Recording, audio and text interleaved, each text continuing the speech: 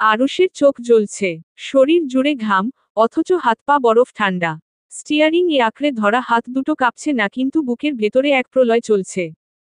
গাড়ির গতি যেন বাতাস ছিঁড়ে ছুটছে। ট্রাফিক সিগন্যাল, রাস্তায় হাঁটতে থাকা মানুষ, কিছুই চোখে পড়ছে না আরুষের। মাথায় একটাই চিন্তা, মেহের। না, না, কিছু হতে দেওয়া যাবে না। 2 মিনিটের মধ্যে গাড়ি ব্রেকে আঁচড় কেটে থামে বাড়ির সামনে। দৌড়ে আরুষ তার রুমের দিকে যায়। তার রুমের দরজায় মঞ্জুর ব্যাকুলভাবে ধাক্কা দিতে দেখে আরুষ ক্ষেপা গলায় গর্জন দেয়, সাইডে যা। কণ্ঠ ঠান্ডা, কিন্তু সেই ঠান্ডার নিচে আগ্নেয়গিরির মতো ক্ষিপ্রতা। দুটো ধাক্কা দেয় আরুষ, একবার কাঁধ দিয়ে, তারপর বাহু দিয়ে সজোরে ঠেলে। দরজাটা ক্রাক শব্দে ভেঙে যায়। দরজা ভেঙে আরুষ প্রবেশ করে, 2 পা এগিয়েই স্থির হয়ে গেল। দৃষ্টি আটকে গেল সিলিং ফ্যানের দিকে। শরীরটা থমকে গেল। মেহের। ফ্যানের সঙ্গে ওড়নার ফাঁসে ঝুলে আছে মেহের।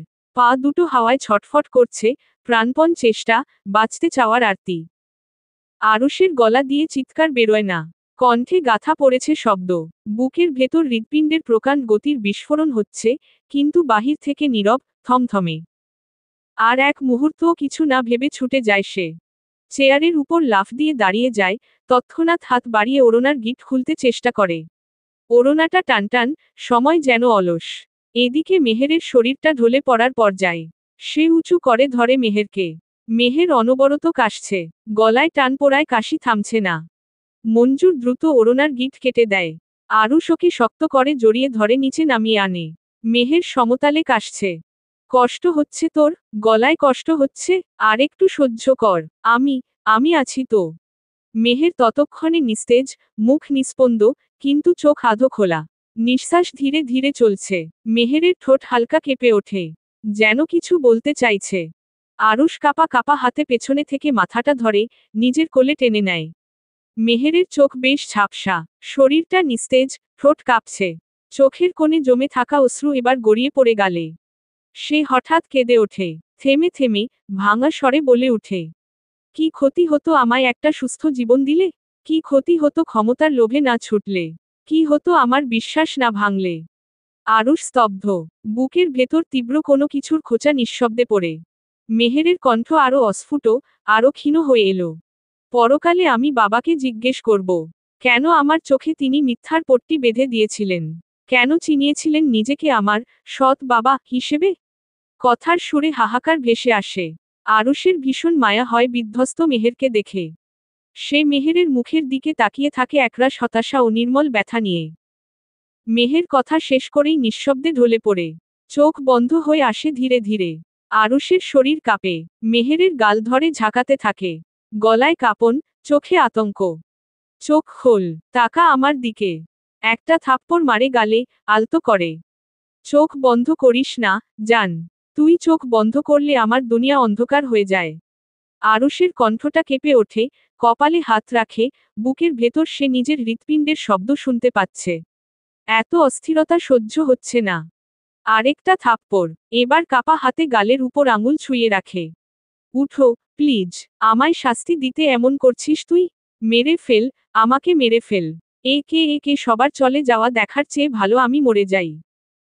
বলতে বলতে আরুষের নিঃশ্বাস আটকে যায়। মেহেরের কানে কথাগুলো পৌঁছায় কিনা বোঝা গেল না, তার আগেই চোখজোড়া পুরোপুরি বন্ধ হয়ে গেছে। আন্ডারস্কোর। আরুষ ধাতস্থ হলো কিছুটা, অতঃপর মঞ্জুরের দিক ফিরে দাঁড়ালো। চোখে আগুন, কিন্তু কণ্ঠ নিঃসার, ঠান্ডা, ভয়ঙ্কর ঠান্ডা। তোর রিভলভার দে, আর দারোয়ানকে এক্ষুনি ডাক। মঞ্জুর একটুও প্রশ্ন না করে রিভলভারটা এগিয়ে দেয়, দারোয়ানকেও কল করে ডেকে আনে। দারোয়ান ঘরে উপস্থিত হওয়ার পর আরুষ অপেক্ষা না করে রিভলভার সোজা মঞ্জুরের দিকে তাক করে। গুলি ছুটে গিয়ে লাগে মঞ্জুরের হৃৎপিণ্ড থেকে ঠিক 3 সেন্টিমিটার বামে। মঞ্জুরের চোখ বিস্ফারিত হয়ে ওঠে, এক মুহূর্তের নীরব বিস্ময়। তারপর সে ধপাস করে পড়ে যায় মেঝেতে। আরুষ ধীরস্থির স্বরে বলে, দরজা ভাঙতে দেরি করলি কেন? তোর কপাল ভালো, আমার বউ বেঁচে আছে। না হলে এই গুলি ঠিক তোর হৃৎপিণ্ডে ঢুকত। শিউলি আন্টি আর দারোয়ান হতবাক। মুখে কথা নেই, চোখে ভয়। আরুষ ঘুরে দাঁড়ালো, চোখ যায় শিউলি বেগমের দিকে। বিনা প্রতিক্রিয়ায় আরেকটা গুলি ছুঁড়ে শিউলি বেগমের বাম হাতের কবজি বরাবর। ব্যথায় আর্তনাদ করে মাটিতে লুটিয়ে পড়লেন তিনি। আরুষ খুব শান্ত অথচ কঠোর বাক্য ছুড়ে দিল। প্রতিবার এক ভুলের ক্ষমা হয় না আন্টি। কাল থেকে তুমি আর আসবে না। দারোয়ান কেঁপে কাঁপে দাঁড়িয়ে। ভয়ে চুপসে গেছে সে। আশঙ্কা করছে এরপরের পালা কি তার। আরুষ এবার তাকায় তার দিকে। ঠান্ডা চোখে, চোয়ালে দৃঢ়তা। ওদের হাসপাতালে ভর্তি কর আর গাইনোকোলজিস্টকে খবর দিয়ে এক্ষুনি আসতে বল। নতুন সার্ভেন্ট খুঁজে আনবি কাল সকালের আগে। সে যদি ভুল করে এরপরের গুলি সোজা তোর খুলিতে ঢুকবে। দারোয়ান কিছু বলে না, সে শুধু মাথা ঝুঁকিয়ে নেয়। ঘামে ভেজা কপাল মুছে ছুটে যায় আদেশ পালন করতে। আরুষ স্থির দাঁড়িয়ে, রিভলভারটা নামিয়ে রাখে। চোখে কোনো অনুভূতি নেই, কিন্তু বুকের ভেতর দাউ দাউ করে কিছু পড়ছে। বিছানায় নিঃসার মেহের, মেঝেতে রক্তাক্ত মঞ্জুর আর শিউলি বেগম। রক্তাক্ত এই উপাখ্যানের মাঝে আরুষ ঠায় দাঁড়িয়ে, নিস্তব্ধতা যেন শ্বাসরুদ্ধ করে রাখছে বাতাসকেও। Underscore operation 1। Target Hakim Arshad. Operative Shovon. সকাল 9:18। বান্দরবনের একটি রিমোট রিসোর্ট। সূর্যের আলো ছুঁয়ে যাচ্ছে রুমের পর্দা। হাকিম আরশাদ খালি গায়ে বারান্দায় বসে চা খাচ্ছে ও প্রকৃতি দেখছে। শোভন সেখানে আগেই ঢুকেছে রিসোর্ট স্টাফের ছদ্মবেশে। এক হাতে ট্রে, অন্য হাতে হ্যান্ড গ্লাভসে ঢাকা আঙুলে হালকা metallic device, micro injection syringe. Sir, আপনার স্পেশাল গ্রিন টি। চায়ের ট্রে থেকে কাপ তুলতেই হাতে ছুঁয়ে দেয় ডিভাইসটা। মাত্র 1.5 সেকেন্ডে নন রেসপন্সিভ সিডেটিভ চলে যায় সিস্টেমে। হাকিম আরশাদ কাপ হাতে নিয়েই থমকে যায়। চোখ ধীরে ধীরে বন্ধ হয়ে আসে তার। 9:55। রিসোর্ট থেকে বের হয় একটি অসুস্থ বিদেশি পর্যটকদের গাড়ি। সঙ্গে একজন মেডিকেল গাইড, শোভন। অসুস্থ পর্যটক আসলে হাকিম আরশাদ। রিসোর্টের রেজিস্টারে নাম রবার্ট সিং, মালয়েশিয়ান পর্যটক। নকল আইডি, নকল ট্রাভেল বুকিং, 1 ঘন্টার মধ্যে সব গায়েব। আন্ডারস্কোর দারোয়ান বেশিক্ষণ সময় নেয়নি। আধ ঘন্টার মধ্যে এক অভিজ্ঞ মহিলা গাইনোকোলজিস্ট এসে পৌঁছালেন। চোখে মুখে চাপা উদ্বেগ, কিন্তু অভ্যাসবশত মুখে পেশাদার এক ঠান্ডা ছায়া টেনে রেখেছেন। তাকে বসার সুযোগ পর্যন্ত দিল না আরুষ। অস্থির হয়ে বলে সে, ওকে দেখে বলুন, বাচ্চা ঠিক আছে কিনা। ডাক্তার মেহেরের দিকে এগিয়ে গিয়ে বসলেন মেহেরের পাশে। তার আঙুলের স্পর্শ গলায় যেতেই থমকে গেলেন তিনি। মুখ শক্ত করে আবার পেশাগত ধাঁচে ফিরে গেলেন। রক্তচাপ মেপে নিলেন, নাড়ি ধরলেন, চোখের পাতা তুলে পরীক্ষা করলেন মৃদু হাতে। গলায় দাগ দেখছি। সুইসাইডের চেষ্টা করেছিলেন উনি? ডাক্তারের কণ্ঠ শীতল, কিন্তু সংযত। আরুষ গম্ভীর মুখে মাথা নাড়ে। যার অর্থ হ্যাঁ। ডাক্তার আবার বললেন, বড় ক্ষতি হয়নি, তবে যেহেতু উনি প্রেগন্যান্ট, শক আর চাপের কারণে গর্ভের ক্ষতি হতে পারত, কিন্তু এখনো স্পষ্টভাবে কিছু বলা যাচ্ছে না। আলট্রাসোনোগ্রাফি করতে হবে। ওর বেশি করে বিশ্রাম দরকার, আর একটানা পর্যবেক্ষণে রাখুন। ট্রমা খুব বেশি, তাই সাইকোলজিক্যাল শক কাটাতে সময় লাগবে। আরুষ কোনো শব্দ করে না, শুধু একবার মাথা ঝাঁকায়। তারপর ডাক্তারকে বলে, এই বাড়িতেই সব চলবে, যা যা দরকার আনিয়ে নিন। একটা নার্স লাগবে, সবসময় ওর পাশে থাকবে। ডাক্তার সম্মতি জানিয়ে প্রয়োজনীয় ওষুধ আর পরামর্শ দিয়ে বিদায় নিলেন। গম্ভীর মুখে দরজা পেরিয়ে বেরিয়ে গেলেন। ঘরে আবার নেমে এল সেই চুপচাপ নীরবতা। মেহের চোখ বন্ধ করে শুয়ে আছে। ঘাড়ের পাশ দিয়ে জামার কাঁধটা সরে গেছে। গলায় লালচে কালো দাগ স্পষ্ট দৃশ্যমান। আরুষ স্থির চোখে তাকিয়ে থাকে দাগটার দিকে। যেন গলায় নয়, দাগটা তার বুকের ঠিক মাঝখানে লেগেছে। ধীরে ধীরে সে মেহেরের পাশে বসে। চোখে মুখে নেই কোনো কোমলতা, কিন্তু তার ভেতরটা ছিঁড়ে যাচ্ছে। একরাশ বিষাক্ত ধোঁয়া জমে বুকের ভেতর। আরুষ গলায় চাপা রাগ নিয়ে তীব্র ধমক টেনে বলল, যা করার করেছিস, এই ভুল যেন জীবনে সেকেন্ড টাইম না হয়। তোর জীবনের একটাই সত্য, তুই আমার জিনিস। বাচ্চা সামলা, সংসার সামলা। তোকে সামলানো আমার দায়িত্ব। ভুলেও মরার চিন্তা করিস না জান। আমি ভালো হতে চাই, তোর ভালো স্বামী হতে চাই। আরেকটিবার আমায় পশু বানিয়ে দিস না, নয়তো এত যন্ত্রণা দেব যে মৃত্যুও তোর থেকে মুখ ফিরিয়ে নিবে। মেহের নিঃশব্দে শুয়ে থাকে, চোখ বন্ধ। কথাগুলো শুনেছে কিন্তু প্রতিক্রিয়া নেই। আরুষ উঠে চুপচাপ বাথরুমে ঢুকে যায়। লম্বা সময় নিয়ে শাওয়ার নিলে হয়তো ভালো লাগবে। আন্ডারস্কোর ঝরনা থেকে পানি পড়ছে। আরুষের শরীর বেয়ে গড়িয়ে পড়ছে পানির ধারা। চোখ বুজে আছে সে, যেন পানির সাথে সাথে নিজের পাপ, রাগ, দুঃসহ যাবতীয় অনুভূতিগুলোকে ধুয়ে ফেলতে চায়। পরনে শুধু সাদা টাওয়াল, চুল থেকে পানি টুপটুপ করে ঝরে পড়ে। অতঃপর ঝর্ণার তলায় দীর্ঘক্ষণ দাঁড়িয়ে থেকে বাথটাবে শুয়ে পড়ে সে। পানির তলায় নাক মুখ মিনিট 2 ডুবিয়ে রাখে, আবার উঠে অল্প শ্বাস নেয়। এরপর পুনরায় ডুব দেয়। এভাবেই সময় গড়ায়। আন্ডারস্কোর। অন্যদিকে operation 2, target barrister Nafis Karim. Operative Steve. সকাল 11টা 50 ঢাকার অভিজাত 5 স্টার হোটেলের প্রেসিডেন্সিয়াল শুটে প্রবেশ করে এক রহস্যময়ী তরুণী। পরনে কালো শিফন শাড়ি, ঠোঁটে গাঢ় লাল লিপস্টিক। শরীরের গড়নে, হাঁটার চলনে আকর্ষণীয় ভাব স্পষ্ট দৃশ্যমান। ধবধবে ফর্সা গায়ে কালো শাড়ি মুড়িয়ে মেয়েটিকে স্বর্গের অপ্সরার মতো দেখাচ্ছে। মেয়েটি রুম নাম্বার 302 এর সামনে দাঁড়িয়ে দরজা নক করে। কিছুক্ষণের মধ্যেই ব্যারিস্টার নাফিস করিম দরজা খুলে দেয়। হাতে ওয়াইনের আধ খাওয়া গ্লাস। তরুণীটিকে পা থেকে মাথা পর্যন্ত স্ক্রোল করে ব্যারিস্টারের মুখ থেকে লালা ঝরে পড়া অবস্থা। তার চোখ চকচক করে উঠে, শরীরে ভর করে নোংরা বাসনা। তীক্ষ্ণ চোখে মেয়েটির স্পর্শকাতর অঙ্গগুলোয় দৃষ্টির বিচরণ চালিয়ে সে প্রশ্ন করে, তুমি সাবিহার রেফারেন্সে এসেছ? জি স্যার, আপনি কেস নিয়েছিলেন, আমি শুধু আপনাকে থ্যাংক ইউ বলতে চেয়েছিলাম। সামান্য কিছু গিফটও এনেছি। বলেই ভ্যানিটি খুলতে যায় মেয়েটি। ব্যারিস্টার নাফিস হাত বাড়িয়ে মেয়েটির হাত ধরে।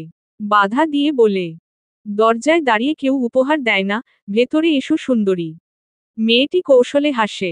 রুমে ঢুকে সোফায় এক পায়ের উপর আরেক পা তুলে বসে। এরপর ভ্যানিটি থেকে একটা ছোট্ট রেড ওয়াইনের বোতল বের করে। নাফিস করিম মুচকি হেসে বলে, তুমি যদি সার্ভ করো, আমি আরো বেশি খুশি হব। গ্লাসে ওয়াইন ঢেলে ব্যারিস্টার নাফিসের দিকে গ্লাস এগিয়ে দেয় মেয়েটি। ওয়াইনে আগে থেকেই ঔষধ মেশানো ছিল। পর্যাপ্ত পরিমাণ পেটে গেলে 20 মিনিটের মধ্যে ঘুম এসে যাওয়ার কথা। তবে এছাড়াও বিকল্প পদ্ধতি আছে। ব্যারিস্টার নাফিস গোটা গ্লাস শেষ করে সরাসরি মেয়েটির হাত শক্ত করে ধরে। শুকুন দৃষ্টিতে নোংরা নোশা মিশিয়ে মুখ চটকে বলে, তুমি খুব সুন্দর দেখতে। উদ্ধৃতি চিহ্ন। এরপর তার হাত ক্রমশ শরীরের উপরে উঠে আসে। মেয়েটি মোটেও অস্বস্তিতে পড়ে না, এসবে তার অভ্যাস আছে, আজ অবধি বহু শিকার ধরেছে শরীরের লোভ দেখিয়ে। মেয়েটি সার্টলি হেসে, স্থির হয়ে বসে রইল। ঠোঁটে আবেদনময়ী হাসি লেগে রয়েছে। নাফিস করিম তার নীরব সম্মতি লক্ষ্য করে। আর কোনো কথা নয়, সে উন্মাদের মতো মেয়েটির উপর চড়াও হয়। হাত দুটো দিয়ে অস্থিরভাবে স্পর্শকাতর জায়গাগুলো ছোঁয়। এমন সময় কোমরে গুজে রাখা ইঞ্জেকশন এক ধাক্কায় ঢুকিয়ে দেয় সে ব্যারিস্টার নাফিসের ঘাড়ে। ব্যাস, বেহুশ। মেয়েটি উঠে গিয়ে দরজা খুলে দেয়। সাদা শার্ট পরিহিত স্টিভ ঢোকে ওয়েটারের ছদ্মবেশে। এক পলক মেয়েটিকে দেখে নিয়ে জিজ্ঞেস করে, are you okay? Did he touch you Rose? No, everything is alright Steve. উদ্ধৃতি চিহ্ন। তারপর তাকে বর্ষর কাপড় রাখা সার্ভিসিং ট্রলিতে ঢুকিয়ে বাইরে নিয়ে আসা হয়। 7 দিনের আবর্জনা বলে হোটেল থেকে বেরিয়ে যায় তারা। সিসিটিভি, তাও ফাঁকা, হ্যাক করে রাখা হয়েছিল ঘণ্টা খানেকের জন্য। ম্যাপেল পাতা। ভরদুপুর। সূর্য আকাশের মাঝখানে দাঁড়িয়ে তাপ ঢালছে অবিরত। জানালার কাচ ফুঁড়ে আলো ছড়িয়ে পড়েছে ঘরে। আরুষ যখন বাথরুম থেকে বেরোয়, প্রথমেই চোখে পড়ে ফোন সেই স্ক্রিনের ঝলকানি। তারপর মেহেরের অনুপস্থিতি। মন বলে অস্বাভাবিক কিছু একটা হয়েছে। ফোনটা হাতে নিয়ে রিসিভ করে। কি? ওপাশ থেকে সার্ভেন্টের কাপা গলা। স্যার, ম্যাডাম ছাদে। আরুষ থমকে দাঁড়ায়। নিঃশ্বাস বন্ধ হয়ে আসে। হাতের ফোন ছুঁড়ে ফেলে এক মুহূর্ত না থেমে পাগলের মতো ছুটে যায় সে। ছাদে পৌঁছে দরজা ঠেলে ঢুকতেই চোখে পড়ে মেহের রেলিংয়ের উপর বসে, পা দুটো নিচের দিকে ঝুলছে। বাতাসে ওর চুল এলোমেলো হয়ে রোদে জ্বলছে। ঠান্ডা মুখের আদলে কোনো ভয় নেই, আছে কেবল এক বুক শূন্যতা। চোখে সবকিছু দেখে ফেলার ক্লান্তি, আর ভিতরটা পৃথিবীর সবচেয়ে নিঃসঙ্গ জায়গা। আরুষ দেরি করে না, পাগলের মতো দৌড়ে এসে এক হাতে মেহেরের কোমর জড়িয়ে নিচে নামিয়ে আনে। মুহূর্তেই সটাক করে একটা চর বসে মেহেরের গালে। মরার জন্য উঠেছিলি? ভাবছিস আমি কিছু করতে পারবো না এইভাবে পালাতে পারবি? তুই আবার যদি, আর একটা বার যদি এইসব করিস, আল্লাহর কসম আমি আরুষ আগে তোকে মারব, তারপর নিজেকে। আরুষের কণ্ঠে ধমক, চোখে তীব্র ভয় কিন্তু ভিতরে অস্থিরতা। ঠিক পাশে পড়ে থাকা এক টুকরো রোদের মতন। উন্মত্ত ভালোবাসা আর প্রতিরোধহীন রাগের সংমিশ্রণ। ওর হাত এখনো কাঁপছে, চোখ রক্ত লাল, হৃদস্পন্দন উত্তেজনায় হার্টবিট দ্রুত চলছে। অথচ মেহের নিঃশব্দ, নিস্তেজ। চিৎকার করে না, না করে প্রতিবাদ। একদৃষ্টিতে তাকিয়ে থাকে শূন্যে। ঠোঁটে শব্দ নেই। অস্তিত্ব যেন পাথরে পরিণত হয়েছে। চোখে এক বিন্দু জল নেই, তবু চোখ যেন সিক্ত। নিঃশব্দে কাঁদছে ওর আত্মা, যেখানে শব্দ নেই, আছে শুধু থেমে যাওয়া শ্বাসের মতো গুমোট কষ্ট। বাবার দুষ্কর্ম, আর নিজের রক্তে দুর্নীতির দাগ, একটা পচা ঘায়ের মতো মেহেরের বুক চিরে বসে আছে। ওর ভেতরটা যেন গলে যাচ্ছে ধীরে ধীরে। মেহেরের শরীরটা ধপ করে বসে পড়ে রেলিংয়ের পাশে। কিছুক্ষণ চুপচাপ, নিঃশব্দে এক দৃষ্টিতে তাকিয়ে থাকে সামনের খোলা আকাশটার দিকে। তারপর হঠাৎ আত্মচিৎকার ভেতর থেকে উঠে আসে তীব্র, কান্নায় ভেজা, গলা ফাটিয়ে কেঁদে ওঠে সে। সেই কান্না কোনো শিশু সুরের মতো সরল নয়। আত্মার ভেতর থেকে উঠে আসা এক পচে যাওয়া জীবনের দীর্ঘশ্বাস। বুকে লুকিয়ে রাখা হাজারটা অভিযোগ, লজ্জা, ব্যর্থতা সব একসাথে গোলগোল করে বেরিয়ে আসে কান্নার শব্দে। আমায় প্লিজ মুক্তি দিন, মুক্তি দিন অভিশাপ থেকে। দুর্নীতিবাজ বাবার পরিচয় নিয়ে আমি বাঁচতে পারছি না। আমার নিজেকে দেখলে ঘেন্না করে মিস্টার শেখ। আমার শরীরে দূষিত রক্ত, আমি দূষিত। আমার গোটা অস্তিত্ব দূষিত। আমি আর বাঁচতে চাই না। সে কথার মাঝখানে হাঁপিয়ে ওঠে। কণ্ঠ কাঁপে, শরীরও। নিঃশ্বাস যেন কাটার মতো বুকে বিঁধছে। আরুষ ধীরে ধীরে ফ্লোরে বসে মেহেরের পাশে। ওর কাঁধে হাত রাখে, এক মুহূর্তে হাতটা কাঁপে। রাগ কমিয়ে মায় মোড়ানো স্বরে বলে উঠে, তোকে এই অবস্থায় দেখে আমার বুকটা ছিঁড়ে যাচ্ছে জান। আমি সব সহ্য করতে পারি কিন্তু তোর আগুন চোখের পানি আমার সহ্য হয় না। তুই আমায় জ্বালাতে, পোড়াতে, শুধুই আমার ধ্বংসে আমার জন্যই সৃষ্টি হয়েছিস। আমায় পুড়িয়ে দে, আমায় খুন কর, তবু তুই একটু বাঁচ। আরুষ থামে, হাতে মেহেরের গালে আঙ্গুলের স্পর্শ দিয়ে নরম স্বরে বলে, আত্মহত্যা মহাপাপ। তুই তো আমার পবিত্র সত্তা। যে নারী আলোর দিশা দেখালো, তার কি এমন পাপের প্রয়াস সাজল? যে আলো আমায় বাঁচার তাগিদ দিল, সে কেমন করে আধারে হারাতে চাইল? যে মেয়ে আমায় নতুন জীবন দিল, সে কিভাবে আমায় ফেলে যেতে চাইল? তুই মেয়ে বেঈমান। মেহের হঠাৎ জড়িয়ে ধরে আরুষকে। হু হু করে কেঁদে উঠে, আরুষের গলা জড়িয়ে ধরে। একটুও শক্তি নেই স্পর্শে, যেন ক্লান্ত আত্মা আশ্রয় খুঁজে নিয়েছে অন্ধকারের ভিতর। সে যেন এই মুহূর্তে একটা ছোট্ট শিশু, যে অভিভাবকের বুকে মুখ গুজে পৃথিবীর সমস্ত অভিশাপ থেকে মুক্তি চায়। মেহেরের কান্না তীব্র হয়ে ওঠে, যেই কান্না শুধু শব্দ নয়, বুক ফাটা আর্তনাদও। আমি পবিত্র নই, আমি একজন টেরোরিস্টের মেয়ে। আমি একজন সন্ত্রাসীর মেয়ে, অসৎ সাংবাদিকের মেয়ে। আরুষ ওকে শক্ত করে জড়িয়ে ধরে, মাথায় চুমু খায়। হাত বুলায় মেহেরের পিঠে, কণ্ঠ নরম করে বলে, কাঁদিস না জান, তোকে পুড়তে দেখে আমার বুকে দহন হয়। সব দুঃস্বপ্ন ভেবে ভুলে জানা, আমি আছি তো, আমিই তোর একমাত্র সত্যি। মেহের ওর কাছ থেকে সরে আসে। ঠোঁট কাঁপে, শরীরেও কম্পন। খুব ভাঙা, বিষণ্ণ স্বরে আহত কণ্ঠে বলে উঠে, কি বলে পরিচয় দিই আপনাকে? স্বামী নাকি বাবার মতো আধারে পা দেওয়া খুনি? দোষী তো আপনিও। আরুষ গভীরভাবে ওর চোখে তাকায়।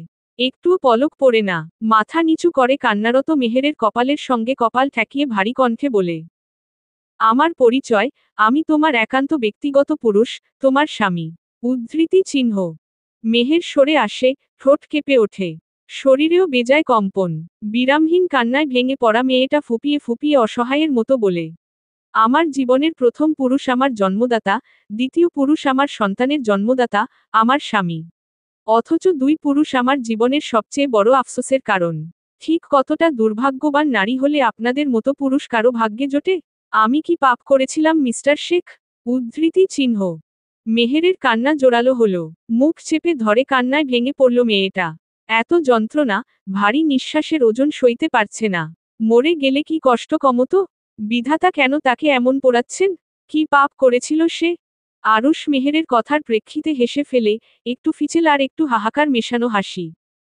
কিন্তু আমি সৌভাগ্যবান কারণ তুই আমার নসিবে জুটেছিস। নিকোটিনে পড়ে যাওয়া হৃদয়ের আঙিনায় ভালোবাসার গোলাপ ফুটিয়েছিস।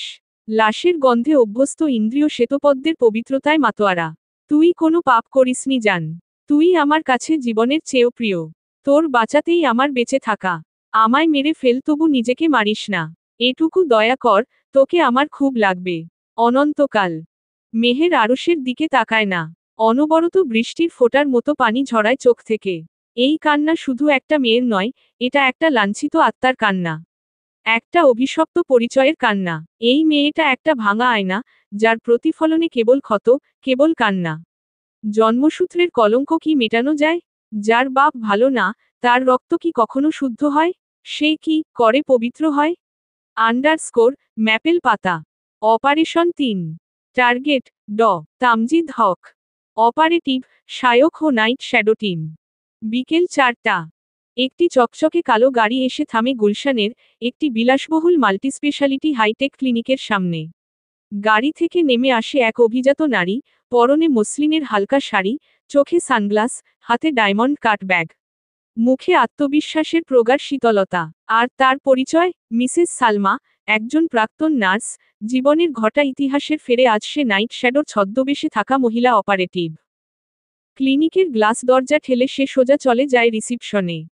হার্ট সার্জন তামজিদ হকের অ্যাপয়েন্টমেন্ট ছিল। উনি কি চেম্বারে আছেন? জি ম্যাম, সেকেন্ড ফ্লোর, রুম নং 212। তিনি তামজিদ হকের চেম্বারে গিয়ে পৌঁছায়।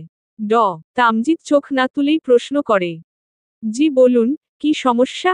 মিসেস সালমা শান্তভাবে বসে, চোখে কোনো অস্থিরতা নেই। সমস্যা? হ্যাঁ, আছে, কিন্তু সেটা আপনার। মিসেস সালমা এবারে ব্যাগ খুলে বের করে স্প্রে বোতল। শো শো করে ছড়ায় ক্লোরোফর্ম মিশ্রিত গ্যাস।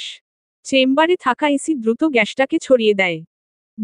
তামজিদ কিছু বুঝে ওঠার আগেই চোখ কপালে তুলে হুমড়ি খেয়ে পড়ে যায় মেঝেতে। Dash dash dash. ঘড়িতে সময় এখন বিকেল 4:13। নিচে অপেক্ষারত শায়ক। ক্লিনিকের পার্কিংয়ে দাঁড়িয়ে এক রোগী বহনকারী অ্যাম্বুলেন্স, যা আসলে নাইট শ্যাডোর মডিফাইড ভ্যান। ভেতরে সবকিছু পরিকল্পনা মাফিক সাজানো, অক্সিজেন সিলিন্ডার, হালকা ওষুধের গন্ধ, একজন মেডিকেল অ্যাসিস্ট্যান্টের ছদ্মবেশে team member Pandey. Dash dash dash. চেম্বারে পড়ে অচেতন থাকা তামজিদ হকের শরীরে ইঞ্জেকশন পুশ করে সালমা, সেইফটি ডোজ, যাতে জ্ঞান না ফিরে দ্রুত। তারপর সে নিজের মোবাইল থেকে কল করে এই ক্লিনিকের একজন নার্সকে। ভেতরে এসো। নার্স এসে চেম্বারে থাকা ল্যান্ডলাইন টেলিফোন থেকে রিসিপশনে কল করে। এক রোগী আচমকা হার্ট অ্যাটাক করেছে। এমার্জেন্সি শিফটিং লাগবে, অ্যাম্বুলেন্স প্রস্তুত রাখুন। রিসিপশনের ছেলেটি ঘাবড়ায় না, কারণ হাসপাতালের প্রোটোকলে এটা প্রায়শই ঘটে। নিচে অপেক্ষারত অ্যাম্বুলেন্সে আগেই সব সাজানো ছিল। সেকেন্ড ফ্লোর থেকে স্ট্রেচারে করে নামানো হয় রোগীকে। চেহারায় অক্সিজেন মাস্ক, মুখ ঢাকা, গায়ে ক্লিনিকের সাদা চাদর। সাথে উক্ত নার্স, গার্ড, রিসিপশনিস্ট সবাই রাস্তা করে দেয়। কারণ তারা চায় না ক্লিনিকের ভেতরে কেউ মারা যাক, তাহলে ক্লিনিকের নামে মামলা হয়ে যাবে। ঘড়িতে তখন ভোর 4:21। অ্যাম্বুলেন্স শব্দে গেট পেরিয়ে গুলশান থেকে বের হয়ে যায়। মিসেস সালমা তামজিদ হকের কম্পিউটার থেকে সিসিটিভি ফুটেজ ডিলিট করে দিয়েছে, যার লক সে তামজিদ হকের ফিঙ্গার দিয়ে খুলে নিয়েছিল। হাতের প্রিন্ট, সে হাতে গ্লাভস পরেছিল। কাজ শেষে মিসেস সালমা বেরিয়ে গেলেন ধীরে সুস্থে। বাকি ক্যামেরাগুলোর ফুটেজ প্রয়োজনে ইন্সট্রাক্টর রায়হান ডিলিট করিয়ে নেবে। তার কাজ তো এতটুকুই ছিল। Underscore operation 4। টার্গেট কাদের মাহমুদ সেতুমন্ত্রী। Operative Steve. রাত 11:40। গুলশানের এক্সক্লুসিভ প্রাইভেট ক্লাব থেকে বেরিয়ে আসছে কাদের মাহমুদ। পরনে কালো ব্লেজার, চোখে সানগ্লাস, যা সে রাত হলেও খুলে না। মোবাইলে কথা বলতে বলতে গাড়িতে ওঠে কাদের মাহমুদ। দুইজন দেহরক্ষী আগে থেকেই অপেক্ষারত। স্টিভ কিছু দূরে দাঁড়িয়ে, হাতে একটা নীল ব্যাগ। সে ব্যাগেই আছে 4 ঘন্টা চুপ করিয়ে রাখা ক্লোরোফর্ম। একজন দেহরক্ষীকে সে আগেই টাকা দিয়ে কিনে ফেলেছে। গাড়ি ছাড়ে।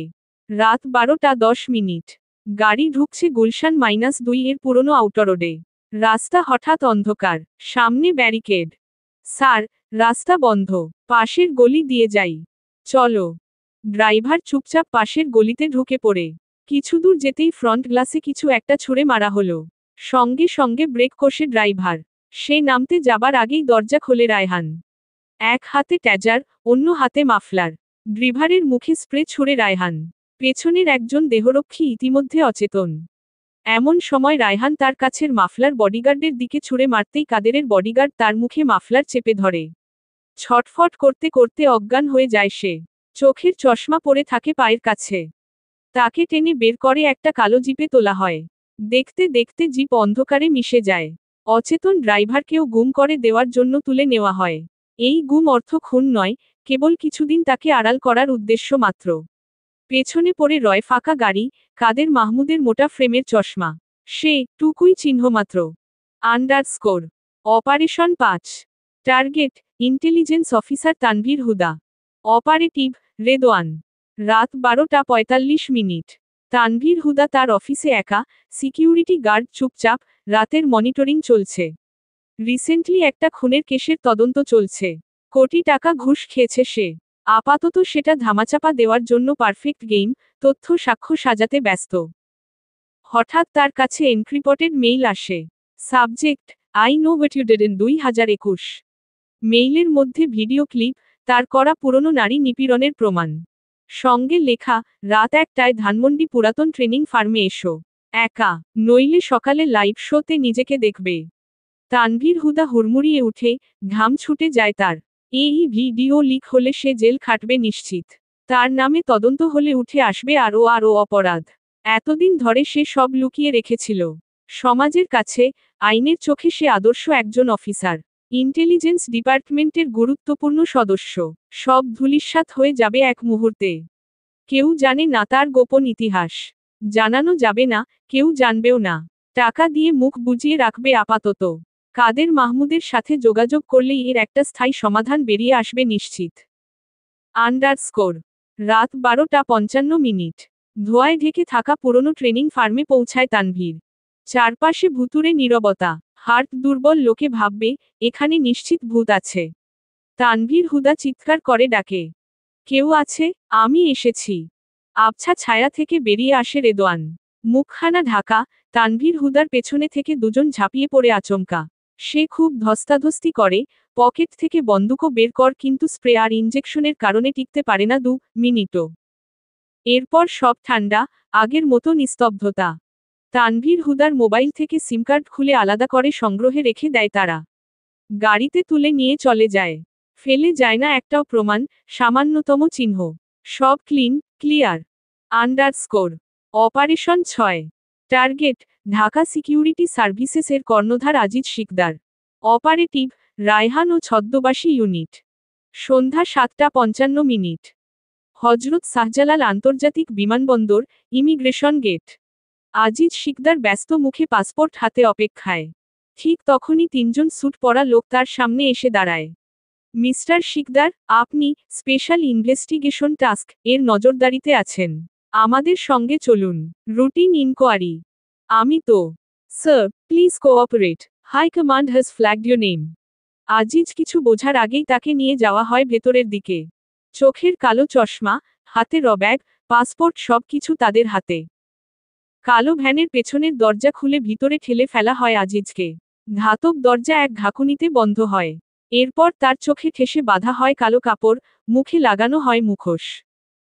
আজিজের মন বলে, সে কোনো বড় বিপদে পড়েছে। এখান থেকে তার বোধ হয় ফিরে আসা কষ্টকর হবে। আতঙ্কে তার গলা শুকিয়ে যায়। কানের কাছে ঘাম জমেছে লক্ষ্য করা যায়। আতঙ্কের কি অদ্ভুত স্বাদ। আচ্ছাখাসা মানুষকে কাবু করে নেয় কত সহজে। Underscore operation 7। Target advocate Rafiq Zaman. Operative sniper Junaid, extraction lead Raihan, team -3। সময় রাত 8:50। লোকেশন গুলশানের একটি বিলাসবহুল রেস্টুরেন্টের পার্কিং লন। রফিক জামান রাতের ডিনার শেষে গাড়ির দিকে এগোচ্ছেন। দেহরক্ষী পেছনে, মোবাইলে কারো সাথে কথা বলছেন, চোখে ঠান্ডা অহংকার। ঠিক তখনই পার্কিং লনের ছাদে এক স্নাইপার সাইলেন্সার লাগানো রাইফেলে নিশানা সেট করে। হেডশট নয়, পেছনের বডিগার্ডের হাঁটুতে সাইলেন্সার গান থেকে গুলি ছুড়ে। দেহরক্ষী গুলি লাগা মাত্রই মাটিতে লুটিয়ে পড়ে। রফিক ঘুরে তাকাতেই কালোরঙা বিএমডাব্লিউ ঠিক সামনে এসে ব্রেক কষে। 3 সশস্ত্র লোক নেমে আসে, তাদের চেহারা কালো মুখোশে ঢাকা। জামান কিছু বুঝে ওঠার আগেই একজন লোক তার মুখের ভেতর বন্দুক ধরে। Get in, don't act too smart. মুখের মধ্যে বন্দুকের নল দেখে রফিক জামানের শরীরে কাটা দেয়। চিৎকার করার জন্য ওই অবস্থায় উম্মম। তবে তা শোনা যায় না। তার আর্তনাদ চাপা পড়ে রয়। তারা দেখতে দেখতে গাড়িতে তুলে তাকে। হাওয়া হয়ে যায় গাড়িটি অন্ধকারের মাঝে। আশেপাশের সিসিটিভি ব্ল্যাক আউট করে ফেলেছে নাইট শ্যাডো হ্যাকার টিম। এখানে কি ঘটেছে, কেউ কিচ্ছু জানে না। আন্ডারস্কোর এছাড়াও ফজলে রাব্বি, কাজী ফারহান, পুরান ঢাকার মাফিয়া মাহফুজ রেহমান, আসিফ বারী, সাব্বির আজাদ। এদেরকেও তুখোড় বুদ্ধিমত্তার সাথে কিডন্যাপ করা হয়। সব অপারেশন সম্পূর্ণ। শিকার ধরার কলা কৌশল নিখুঁত, প্রত্যেকটা কিডন্যাপিং দাগহীন, ত্রুটিহীন। আন্ডারস্কোর পাতা পড়া। রাত গভীর, চাঁদ ঢাকা মেঘে, হালকা ঠান্ডা বাতাস বয়ে যাচ্ছে অন্ধকার আকাশ চিরে। দূরে কোথাও কুকুরের হালকা কান্না শোনা যাচ্ছে। টর্চার সেলের চারদিকটা নিশ্ছিদ্র নিরাপত্তায় ঘেরা। এক নিষ্ঠুর বিচারালয়, যেখানে দয়া নেই, কেবল আছে প্রতিশোধের তপ্ত নিঃশ্বাস। এটা এমন দুর্গ, যেখানে ন্যায় নয়, চলে প্রতিশোধের আইন। এটা এমন এক ভয়াবহ নরকদ্বার যেখানে ঢোকার পথ আছে, বের হওয়ার নয়। জীবিত ফিরে যাওয়ার পথ নেই। অন্ধকারে দাঁড়িয়ে থাকা রায়হান কানে ফোন তুলে। বসো, মিশন কমপ্লিট। ফোনের ওপাশ থেকে এক গম্ভীর অথচ স্নিগ্ধ ভয় জাগানো কণ্ঠস্বর ভেসে আসে। গুড, আমি আসছি। ততক্ষণ নিজেদের মতো গেস্টদের আপ্যায়ন করো। Remember, they are my special guest. আরুষের ঠোঁটে খেলে যায় এক শয়তানি হাসি। এই হাসির মানে রায়হান চেনে। রায়হান হুকুম করলে চারপাশে ছড়িয়ে থাকা ছেলেরা এবার নড়ে চড়ে ওঠে। আপ্যায়ন শুরু হয় তাদের মতো করে, এখানে আতিথেয়তার অর্থ মৃত্যুহীন যন্ত্রণা। Dash dash dash dash dash dash dash dash dash dash dash dash dash dash dash. Torture সেলের দ্বিতীয় গ্রাউন্ড ফ্লোরে শুনশান নীরবতা। এই গুমোট নীরবতা ভেদ করে ভিতরের কামরায় ঢুকলে প্রথমেই ধাতব গন্ধ নাকে আসে। রক্ত, ঘাম, মরছে ধরা লোহার গন্ধ যেন একসাথে মিশে বিষাক্ত বাতাস তৈরি করেছে। ঘরটা বিশাল, ছাদ নিচু, দেয়াল পাথরের মতো মোটা আর ধূসর। দেয়ালে টানানো শিকল, পেরেক, কয়েকটা জায়গায় ছোপ ছোপ রক্তের দাগ। চারপাশে একে একে লাগানো সার্চলাইটের মতো লাল আলো ঘরের মধ্যে ধীর গতিতে ঘুরছে। মাঝখানে একটা স্টিলের বৃত্তাকৃতির প্ল্যাটফর্ম। তার চারদিকে গোল হয়ে রাখা হয়েছে 14টি ভারী লোহার চেয়ার। দুটো ফাঁকা, বাকি প্রত্যেক চেয়ারে বাঁধা একজন করে মানুষ। হাত হ্যান্ডকাফে বন্দি, পা মোটা শিকলে বাঁধা, কোমরে শক্ত দড়ি। একটু আগে লোহার শিকল দিয়ে তাদের মারা হয়েছে। অনেকে রক্তাক্ত, কারো শার্ট ছেঁড়া, কারো মাথা হেলে পড়েছে, কারো চোখে দুঃস্বপ্নের মতো আতঙ্ক। সেতুমন্ত্রী কাদের মাহমুদের চোখে আশ্চর্যতা। ব্যারিস্টার নাফিস করিম পালানোর পথ খুঁজছে সারাঘরে চোখ বুলিয়ে। তামজিদ হক ঘামছে অস্থিরভাবে। হাকিম আরশাদ গালাগাল করছে অর্ধচেতনভাবে। তানভীর হুদা, আজিজ শিকদার, ফজলে রাব্বি, কাজী ফারহান, আসিফ বারী, সাব্বির আজাদ, রফিক জামান প্রত্যেকে শঙ্কিত। তবে পুরান ঢাকার মাফিয়া মাহফুজ রেহমানের চেহারায় ভয় শঙ্কা কম। তার সাহস বেশি, অন্ধকারের মানুষদের ভয় বরাবরই কম থাকে। তারা কেউ কল্পনাও করতে পারেনি একজন মন্ত্রী, ব্যারিস্টার, নামকরা ডাক্তার, মাফিয়া, আইনজীবী, ব্যবসায়ী, গোয়েন্দা, এত টাকা, ক্ষমতা, সম্পর্ক, সুদূরপ্রসারী সার্কেল থাকা সত্ত্বেও সবই আজ নিষ্প্রভ, নিষ্ক্রিয়। তারা সবাই আজ বন্দী, কিন্তু কার হাতে বন্দী তারা এখনও জানে না। আন্ডারস্কোর অন্ধকার ফুঁড়ে সে লাল আলো জ্বলা ঘরে প্রবেশ করে আরুষ, কালো পোশাক, হালকা ওভারকোট, চোখে অন্ধকার। ঠোঁটে জ্বলন্ত সিগারেট। হেঁটে আসে ধীর গতিতে, চলনে রাজকীয় ভঙ্গি। একটা স্টিলের চেয়ার টেনে বসে, ঘরের মাঝখানে। কারো দিকে তাকায় না, সিগারেট টানায় মনোযোগ আটে। তার চলন, বসা, চেহারা এতটাই হিমশীতল যে ওদের প্রত্যেকের বুকের ভেতর শিরশিরে ঠান্ডা ছড়িয়ে পড়ে। প্রাক্তন সেতুমন্ত্রী কাদের মাহমুদ কাপা গলায় বলে। তুমি কে? কেন ধরে এনেছ আমাদের? আরুষ কোনো তাড়াহুড়ো করে না। ঠোঁটের কোণে ধোয়া উড়িয়ে ঠান্ডা গলায় বলে। জানবি, সব জানবি, ধৈর্য ধর। সে হাত তুলে এক ইশারা করে। রায়হান সাথে সাথে ঘর থেকে বেরিয়ে যায়। মিনিটখানেকের মধ্যে ফিরে আসে, সাথে একটি পুরনো প্রজেক্টর। প্রজেক্টর অন হয়। সাদা পর্দায় ভেসে ওঠে আজ থেকে প্রায় 22 বছর আগের নারী ছবি, অর্থাৎ আরুষের মায়ের ছবি। আরুষ এবার মাথা তোলে। প্রথমবার তাদের দিকে তাকায়। চোখ দুটো আগুনের মতো, তপ্ত ও একই সাথে ঝলসে দেওয়া লার্ভার মতো। হিম শীতল কণ্ঠে প্রশ্ন করে। চিনতে পারছিস তাকে? মনে পড়ে কিছু? তারা প্রত্যেকে হতবাক হয়। কেউ কেউ এক দেখায় চিনে ফেলে, তবে তামজিদ হকের তৎক্ষণাৎ স্মরণে আসে না। মিনিট 2 লাগে মনে করতে। মাফিয়া মাহফুজ রেহমান গলা ঝাড়া দিয়ে প্রশ্ন করে। এই মহিলা, তার সাথে তোর কি সম্পর্ক? উদ্ধৃতি চিহ্ন। সম্পর্ক না, সম্পর্ক। উদ্ধৃতি চিহ্ন। আরুষ সিগারেট ফেলে পা দিয়ে পিষে আগুন নেভায়। এতক্ষণ যা মনে মনে ভেবেছে, ওর বুকের আগুন নেভাতেও শয়তানগুলোকে এভাবে পিষে ফেলবে। আরুষ হিংস্র সিংহের ন্যায় হুঙ্কার করে ওঠে। এই মহিলা মা হয় আমার, যাকে তোরা প্রত্যেকে নৃশংসভাবে রেপ করেছিলি, একবার নয় বহুবার। তার ছেলে হই আমি। আরুষের গর্জনে পুরো ঘর কেঁপে ওঠে। বাতাস জমে যায়, কারো গলা দিয়ে শব্দ বেরোয় না। সবার চোখে মিশে যেতে থাকে ভয়। কেননা লাল আলো নিভিয়ে ঘরটায় সাদা বাল্ব ঝালানো হয়েছে, সস্ট আলোয় আরুষের চেহারা ভয়ঙ্কর দেখাচ্ছে। ওর চোখ দুটো লাল, ভীষণ লাল, সেখানে প্রতিশোধের দগদগে আগুন অনবরত জ্বলছে। আরুষ হাতে লোহার শক্ত রড তুল নেয়। মনের ক্ষোভে বেদম প্রহার করে একজন একজন করে। সিরিয়াল অনুসারে প্রথমে কাদের মাহমুদকে দিয়ে শুরু করে। কাদের মাহমুদ তখনও বুঝতে পারেনি কি আসতে চলেছে। রডটা সোজা গিয়ে পড়ে পায়ের গিরায়। হাড় গুড়িয়ে যাবার মতো শব্দ। আহহ! কাদের চিৎকার করে ওঠে। আরুষ আরও একটা বাড়ি বাম পায়ের গিরায়। কাদেরের চিৎকার থামে না। আহ, থামো, প্লিজ। আরুষ শুনে না। দ্রুত রডটা ঘুরিয়ে এবার হাঁটুর পিছনে সজোরে। একটা নয়, দুটো নয়, 10টার অধিক পড়ে এক এক বাড়ি পড়ে 4 হাত পায়। কাদেরের রক্ত ছিটকে পড়ে নাফিসের পাজামায়। সে কেঁপে ওঠে, তার ঠোঁট কাঁপে, চোখে পানি। এরপর পালা ব্যারিস্টার নাফিস করিমের। সে রডটা দেখে চিৎকার দেয়ার আগেই একটা বাড়ি পড়ে ডান হাতে। হাড়ে গিয়ে লাগে সজোরো। আমাকে মেরো না, আমি কিছু করিনি। আরুষের কানে কিছু পৌঁছায় না। ইচ্ছেমতো প্রহার করে পরের জনকে ধরে। তামজিদ হক আকুতি মিনতি করে বলে, আমি একজন ডাক্তার, আমাকে ছেড়ে দাও, আমাকে দয়া করো। আরুষ তার চুল চেপে ধরে। দাঁত কিরমির করে বলে, তুই সেই জানোয়ার যে আমার মায়ের ক্ষতবিক্ষত না অঙ্গ অসংখ্যবার সার্জারি করেছিস। যে জরায়ুতে আমার উৎপত্তি, আমার ভূমিষ্ঠ হওয়া, সে জরায়ু আজ ক্যান্সারের কবলে। শুধু তোদের জন্য। তামজিদ হকের মুখে বাড়ি মারে আরুষ। সে সঙ্গে সঙ্গে চেয়ার নিয়ে পড়ে যায়। দুটো দাঁত নড়ে যায়। মুখে জমা হয় রক্ত। গাল ফেটে রক্তের দেখা মেলে। আর্তনাদের সাথে উঠে আসে কান্না। আরুষ একরত্তি দয়া দেখায় না।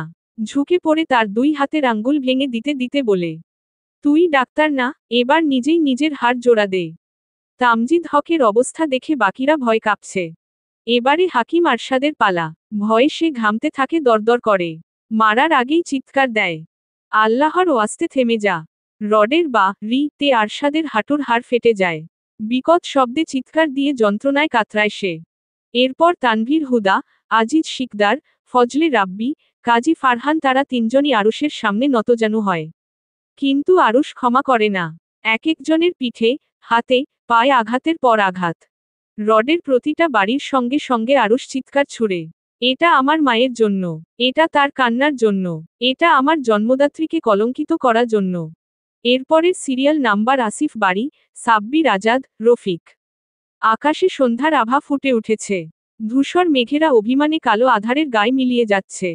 হাসপাতালের কামরায় কেমিক্যাল আর ক্লোরোফর্মের গন্ধ ছড়িয়ে আছে। ভুলে থাকার চেষ্টা করলেও গন্ধটা ভুলতে দেয় না যে এটা হাসপাতাল। চকচকে সাদা আলোময় ঘরটা নিস্তব্ধ। বিছানায় আধাশোয়া হয়ে বসে আছেন রুহুল শেখ। চেহারায় ক্লান্তি, নিচ্ছিদ্র বিষণ্ণতা। হালকা পাতলা কম্বল গায়ে টানা, বাম হাতটা একটু জড়ানো। মুখের অবয়ব শুকনো, রুক্ষ ঠোঁটে এক চিলতে হাসি নেই। মেহের সবার আগে ঘরে ঢোকে। মাথায় ওড়না টানা, চোখে মুখে মায়াবী কোমলতা। সে প্রথমেই গিয়ে রুহুল শেখের পা ছুঁয়ে সালাম করল। নরম কণ্ঠে বলল, আসসালামু আলাইকুম, বাবা। রুহুল শেখের মুখে আলোর ঝলক, চোখজোড়া মেহেরের দিকে স্থির হয়ে যায়। আরুষ তার পাশে দাঁড়িয়ে হালকা গলায় বলে, কেমন আছো বাবা? রুহুল শেখ উত্তর দেন, গলায় দুর্বলতা থাকলেও উষ্ণতা অটুট। আলহামদুলিল্লাহ, ভালো আছি অনেকটাই। কিন্তু তুমি মেহের মা কে এখানে নিয়ে আসছো কেন? মেয়েটার শরীর এমনিই ভালো না। বিশ্রামে থাকা উচিত ছিল ওর। মেহের তাৎক্ষণিক জবাব দেয়, কণ্ঠে হালকা অভিমান, চোখে প্রগাঢ় মায়া। আপনি সম্পর্কে আমার বাবা হন। আমি আপনাকে দেখতে আসতে পারি না? আর কিছু না বলে সে ব্যাগ থেকে টিফিন বক্স বের করে। একটা ছোট, গাঢ় নীল রঙের বক্স। ঢাকনাটা খুলে রুহুল শেখের সামনে ধরে মিষ্টি করে হেসে বলে, আপনার জন্য স্যুপ এনেছি। হাতে সময় কম ছিল, তাই শর্টকাট রান্না। একটু সহজ সরল, কিন্তু পুষ্টিকর। রুহুল শেখের চোখ চিকচিক করে ওঠে। হাত বাড়িয়ে স্যুপের বাটি হাতে নেন, তারপর হেসে দিয়ে বলেন, মেহের মায়ের রান্নায় জাদু আছে। প্রতিবারই নতুন স্বাদ পাই। আমি খুব খুশি হয়েছি মা। আল্লাহ তোমায় নেক হায়াত দান করুক। মেহের কোনো কথা বলতে পারে না। চোখ ফেটে জল আসছে, কিন্তু এখন তার কান্না করা মানা। এই মানুষটার ভালোবাসা, সম্মান তাকে সবার চেয়ে আলাদা করে রাখে। যদিও তার চারপাশের সম্পর্কগুলো কতটা জটিল। প্রেয়সী আইসিইউতে শেষ সময় গুনছে। এই অবস্থায়ও মানুষটা ছেলে বউয়ের মুখ চেয়ে হাসে, চেপে রাখে যাবতীয় যন্ত্রণা। ভেতর ভেতর পুড়ে যাওয়া মানুষটাকে দেখে ওর কান্না পায়। নিয়তির কি নির্মম লিখন। আরুষ চুপচাপ দাঁড়িয়ে এক দৃষ্টিতে রুহুল শেখকে দেখছে। চোখে পরিকল্পনার ছায়া, নির্বতাও শব্দের মতো ভারী।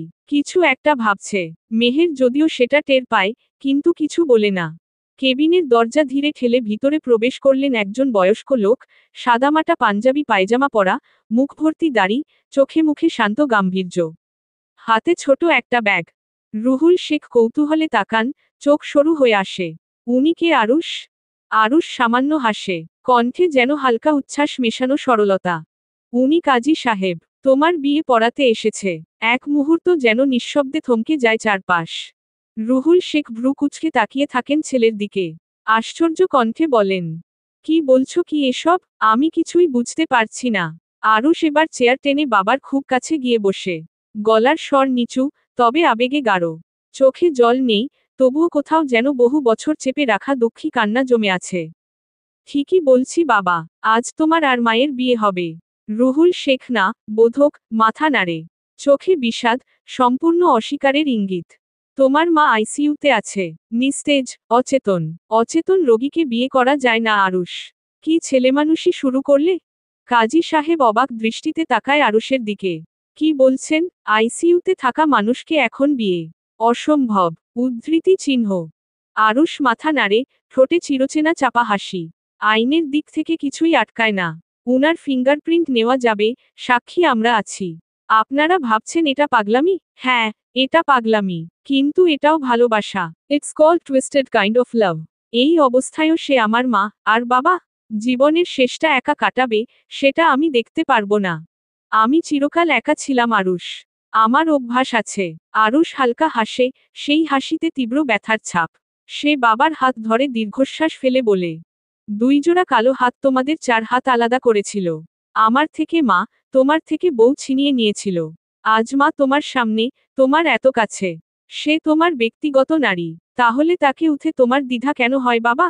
আজ তুমি তার পাশে দাঁড়ালে তোমার বুক কাঁপে। তুমি মা কে ছুতে ভয় পাও। কেন? কারণ কাগজে কলমে তুমি তার কেউ নও। কারণ সমাজ বলে, তোমরা ডিভোর্সি। আমি জানি মা কেন তোমাকে ত্যাগ করতে বাধ্য হয়েছিল। আমি জানি সবকিছু। আজ আমি চাই, অন্তত মরার আগে যেন মা আবার তোমার হয়ে যেতে পারে। তুমি তাকে স্পর্শ করতে পারো অধিকার নিয়ে, সংকোচহীন ভালোবাসায়। আমি তোমার সেই অধিকার ফিরিয়ে দিতে চাই বাবা। তার জন্য কাগজের এই স্বীকৃতির খুব প্রয়োজন। ভালোবাসার মানুষকে ছেড়ে থাকা খুব যন্ত্রণার বাবা। তুমি এই যন্ত্রণা বয়ে আজ 19টা বছর কাটিয়ে দিলে। আর কত? তোমার ক্লান্ত লাগে না বাবা? রুহুল শেখ নিঃশ্বাস ফেলেন। গলায় ভার, চোখে জল জমেছে। কিছুক্ষণ চুপ করে তাকিয়ে থাকেন ছেলের চোখে। বুকটা কান্নায় ভরে উঠেছে, কখনো উপলব্ধি করেননি তার বিগড়ে যাওয়া ছেলেটা তার কথা এত ভাবে। সে বোঝে তার মাকে ছেড়ে থাকতে বাবা খুব কষ্ট পায়। আজ এই নষ্ট ছেলেটাকে নিয়ে রুহুল শেখের গর্ব করতে ইচ্ছে করছে, অন্তত এই মর্মে আর কিছু বুঝুক না বুঝুক আরুষ ভালোবাসার মানে বুঝেছে। ভালোবাসতে শিখেছে। তাই সে বাবা মায়ের বিচ্ছেদের বেদনা উপলব্ধি করতে পারছে। মেহের নিঃশব্দে একপাশে দাঁড়িয়ে, চোখে পানি, চাপা বিস্ময়। এই প্রথম আরুষের ভেতরের গাঢ় মানবিকতাকে এত স্পষ্টভাবে দেখছে সে। বাবা মাকে মিলিয়ে দেওয়ার জন্য কি পাগলাটে পন্থা তার। আজ যদি আরিশা চৌধুরী জ্ঞানে থাকতেন গোটা শহর ডেকে ধুমধামে বাবা মায়ের বিয়ে দিত হয়তো আরুষ। আন্ডারস্কোর আইসিইউর দরজা খোলার সঙ্গে সঙ্গে এসির ঠান্ডা একটা বাতাস গায়ে এসে লাগে। আধো আধো আলোতে মোড়ানো আইসিইউ। দেয়ালের একপাশ জুড়ে মনিটর, যেখান থেকে টুকটুক শব্দে বেঁচে থাকার প্রমাণ মেলে। আরিশা বেগম শুয়ে আছেন সাফেদ চাদর পাতা বেডে। নাকের নলে অক্সিজেনের পাইপ দেওয়া, হাতে সাদা সাদা ক্লিপ পালস মাপার ডিভাইস। চামড়া যেন হাড়ের সঙ্গে লেপ্টে আছে, মাংস বলতে গেলে নেই বললেই চলে। কঙ্কালের মতো চেহারায় শুধু চোখ দুটো বন্ধ। নিঃশ্বাস পড়ে আছেন, অথচ মনিটরের কার্ডিও লাইনে এখনো প্রাণের অস্তিত্ব টিকটিক করে জানান দিচ্ছে, সে বেঁচে আছে। রুহুল শেখের পা কাঁপে। তবুও তিনি এগিয়ে যান। স্টিলের একটা চেয়ার টেনে বসেন বিছানার পাশে। কাপা গলায় ডাকেন তাকে। আরিশা, শুনতে পাচ্ছ? চোখ খোলো, খোলো না, আমি জানি তুমি শুনতে পারছ। আরুষ বাবার পেছনে এসে দাঁড়ায়, তার কাঁধে হাত রাখে। বলো বাবা, শেষবার মা কে নিজের করে পেতে চাও তো? কাজী সাহেব এসে দাঁড়িয়েছেন এক কোণায়। চারপাশে যন্ত্রপাতির টুটুন শব্দ, মাঝে মাঝে মনিটরের টোন। তার চোখে সন্দেহ, ভেতরে দ্বিধা।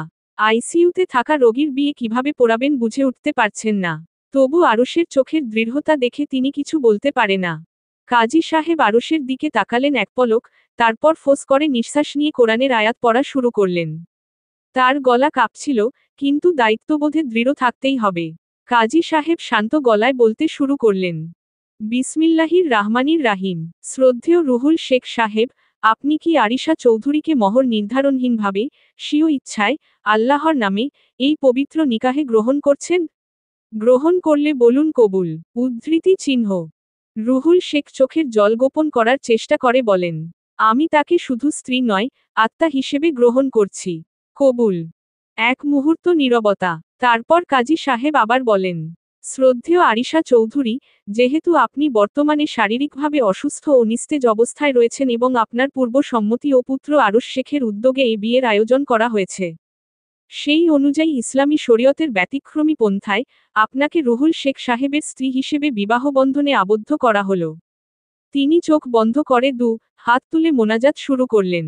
হে আল্লাহ, এই পবিত্রতা কবুল করে নিন। ক্ষমা করুন তাদের সকল ভুল, পরকালে তাদের একত্রে রাখুন। যদি এ পৃথিবীতে মিলনের সময় কম হয়, তবে আখিরাতে যেন তারা একত্রিত হয়। আমিন। বিয়ের বাক্য শেষ। কাজী সাহেব কলম নামিয়ে রাখেন, যেন দায়িত্ব শেষ করলেন এক অলৌকিক ঘটনার সাক্ষী হয়ে। ঘরজুড়ে তখন শুধু মনিটরের ধকধক শব্দ। রুহুল শেখ ধীরে ধীরে আরিশা বেগমের দিকে ঝুঁকে যান। চোখ দিয়ে নিরবধি কান্না ঝরতে থাকে। আমার বোকা ছেলের মনের সান্ত্বনা দিতে মিথ্যে মিথ্যে কবুল পড়লাম আরিশা। মন থেকে আমি আজও তোমায় বউ মানি। তুমি আমার আমৃত্যুকালের বউ, আমার আরিশা, নতুন করে বিয়ে আমাদের লাগবে না। যুগ হতে গেল, তোমার জায়গা কেউ নিতে পারেনি, পারবেও না। পরকালে যেন তোমার আমার আবার দেখা হয়। সেদিনও আমি আল্লাহর কাছে তোমাকেই বউ হিসেবে চাইব। উদ্ধৃতি চিহ্ন। তিনি কাঁপতে কাঁপতে মাথাটা রাখেন স্ত্রীর কাঁধের কাছে, নিঃশ্বাসের ধারা টের পান, বুক ভেঙে আসে কান্নায়।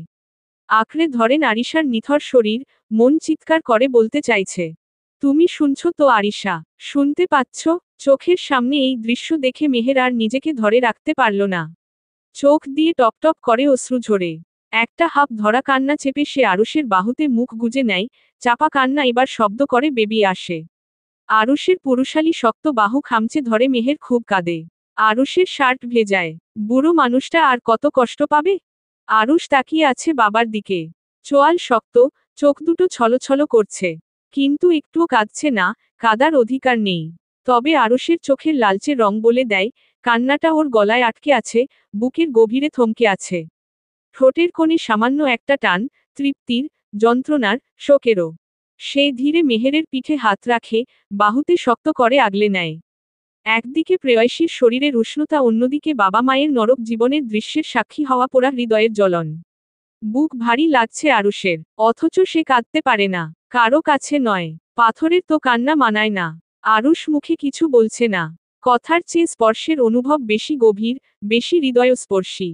আরিশা চৌধুরীর নিঃস্বার মুখে এখনো কোনো সাড়া নেই।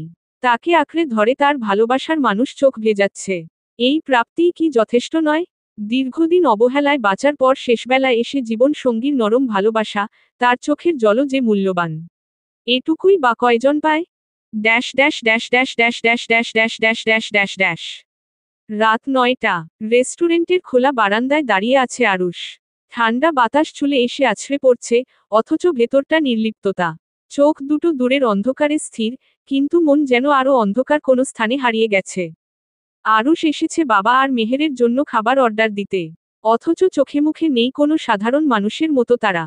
রাতের আকাশটাও তার মতো নিঃসঙ্গ। একটা তারাও জ্বলছে না। ঘুটঘুটে আধার চারপাশে ছড়িয়ে আছে। তবে প্রকৃতি আশ্চর্য রকমের শান্ত, শীতল, স্নিগ্ধ। আরুষ বাম কানে মোবাইল ধরে। Mister Paul, it's me, Arush Sheikh. Mister Paul একটু থেমে থাকলেন, হেসে বললেন, yeah, mister Sheikh, I recognise you. Arush ঠান্ডা অথচ জোরালো কণ্ঠে বলল, I want to bring virus Y from China. Make the arrangements. Mister Paul বেজায় বিস্মিত হলেন, আতঙ্ক মিশ্রিত স্বরে বললেন। But that's extremely rare and illegal. How am I supposed to do that? Aarush চোখে মুখে শক্ত করে বলল।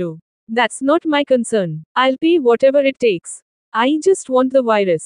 Make sure it's delivered by tomorrow night. Underscore call কেটে খাবারের প্যাকেট হাতে নিয়ে আরুষ আইসিইউতে প্রবেশ করে। ভিতরে নিশুতি রাতের মতো নিস্তব্ধতা। রুহুল শেখ আরিশা চৌধুরীর হাত ধরে বসে থাকতে থাকতে ওভাবেই ঘুমিয়ে পড়েছেন। মেহের একদৃষ্টিতে তাকিয়ে দেখছে তাদের। চোখে মুখে গভীর ক্লান্তির ছাপ। গালজুড়ে শুকিয়ে যাওয়া জলরেখা কেবল প্রমাণ দিচ্ছে অনেকটা কান্না জমে আছে তার বুকে। আরুষ ধীরে পাশে এসে বসে ফিসফিস করে বলল, বাসায় চলো। মেহেরের তা বোধ হয় ঠিক পছন্দ হলো না। কপাল কুঁচকে গেল, সে কণ্ঠ আরও নামিয়ে ঠোঁটে আঙুল দিয়ে বলল, শিশস, আস্তে কথা বলুন। বাবা উঠে যাবেন। অতঃপর ওরা বাইরে এসে দাঁড়ায়। আমি হাসপাতালেই থাকব, বাবা মায়ের সঙ্গে। এটা কোনো পিকনিক স্পট নয় মেহের। হাসপাতালের বাতাস তোমার শরীরের জন্য আনহেলদি। জেদ করো না, যখন ইচ্ছে হবে দেখে যেও। ড্রাইভারকে বলে রাখব। আরুষের কণ্ঠে এক রাশ ধমক। মেহের ফাঁকা চোখে দূরে তাকিয়ে অন্যমনস্ক স্বরে বলল, একা একা থাকলে আমি ডিপ্রেশনে ভুগি মিস্টার শেখ, সব খারাপ স্মৃতিগুলো চোখে ভাসে। আমার মরে যেতে ইচ্ছে করে, ফ্যানটা আমাকে ডাকে, বারবার মন চায় ঝুলে যেতে। আরুষ চুপ মেরে যায়। বুকটা মৃদুলয়ে কেঁপে উঠেছে। কি সাংঘাতিক কথা! এই মেয়েটার মাথা থেকে এখনো সুইসাইডের ইচ্ছে গেল না? এত ডিপ্রেশন তার? আরুষ কণ্ঠ ভারী করে বলল, আচ্ছা থাকো, কিন্তু কন্ডিশন আছে। একজন বডিগার্ড থাকবে, যেন তুমি কোনো তাফালিং করতে না পারো। আমার কাজ আছে, 3-4 দিন লাগবে ফিরতে, বাবার সাথে সাথে নিজের খেয়াল রেখো। বলেই আরুষ মেহেরের কপালে চুমু খেল। ভেজা ঠোঁটের স্পর্শে কপালের মাঝখানটা ভিজে যায়। মেহের কেঁপে উঠল তাৎক্ষণিক। শরীর বয়ে বিদ্যুৎ খেলে গেছে যেন। আগে এমন হয়নি তার। অবশ্য আচমকা আরুষ তাকে চুমুও খায়নি। আরুষ চলে যাচ্ছিল, তাকে পেছনে থেকে ডাক দেয় মেহের, মিস্টার শেখ, থামুন। আরুষ দাঁড়িয়ে পড়ল। বলো, কিছু যদি মনে না করেন। একটা প্রশ্ন করতে পারি? হু। মেহের কণ্ঠ ভার করে, ধীরালয়ে বলল, মা কেন দ্বিতীয় বিয়ে করলেন? বাবাকে উনি ভালোবাসতেন। তাহলে? আরুষ চোয়াল শক্ত করে ফেলে। চোখ বুজে লম্বা নিঃশ্বাস টানল সে। দরজার বাইরের ব্রেঞ্চে গিয়ে বসে। দরজার বাইরের ব্রেঞ্চটায় বসে মাথা ছাপড়ে বসে থাকে। শরীরে রক্ত দ্বিগুণ বেগে প্রবাহিত হচ্ছে। ফ্ল্যাশ অব বোক। ঘরটা বেশ অন্ধকার, হলুদ বাল্ব ঝুলে আছে সিলিং এর সাথে। আলোর প্রখরতা নকি বললেই চলে, এমন মরা আলো অন্ধকারকে ঠিক সরাতে পারছ না। দেয়ালের পলেশতারা খুলে পড়ছে, নিচে কংক্রিটের মেঝে। ঘরের এক কোণে জীর্ণ কাপড়ে বসে আছে আয়েশা খন্দকার। আগের সেই অহংকারী, আত্মবিশ্বাসী চোখজোড়ায় এখন কেবল ক্লান্তি ও রুগ্নতা। রূপচর্চা করা চেহারাটা আর সুন্দর নেই। চোখের নিচে কালি, মুখে পচা খাবারের গন্ধ। গত 6 দিন ধরে তাকে দিনে 2 বার পচা ইঁদুর খাওয়ানো হয়, তাও জোর করে। প্রচণ্ড বমি করে, তবু শেষ পর্যন্ত এসে গিলতে বাধ্য করা হয়। আয়েশা খন্দকারের শাড়ি ছিঁড়ে গেছে, ঘামে ভেজা কাঁধে চুল জট পাকিয়ে লটকে আছে। এসি ছাড়া চলতে না পারা বিলাসবহুল জীবন ছেড়ে গুমোট ঘরে তার দম বন্ধ লাগে। রোজ বমি করাই এবং খাবার না খাওয়ার কারণে শরীরে আর এতটুকু শক্তিও অবশিষ্ট নেই। আরুষ প্রবেশ করে ঘরের দরজা খুলে। ওর চোখে ধিক্কার, ঠোঁটে একটুখানি বাঁকা হাসি। কি ব্যাপার, তুমি মরার মতো পড়ে আছো কেন?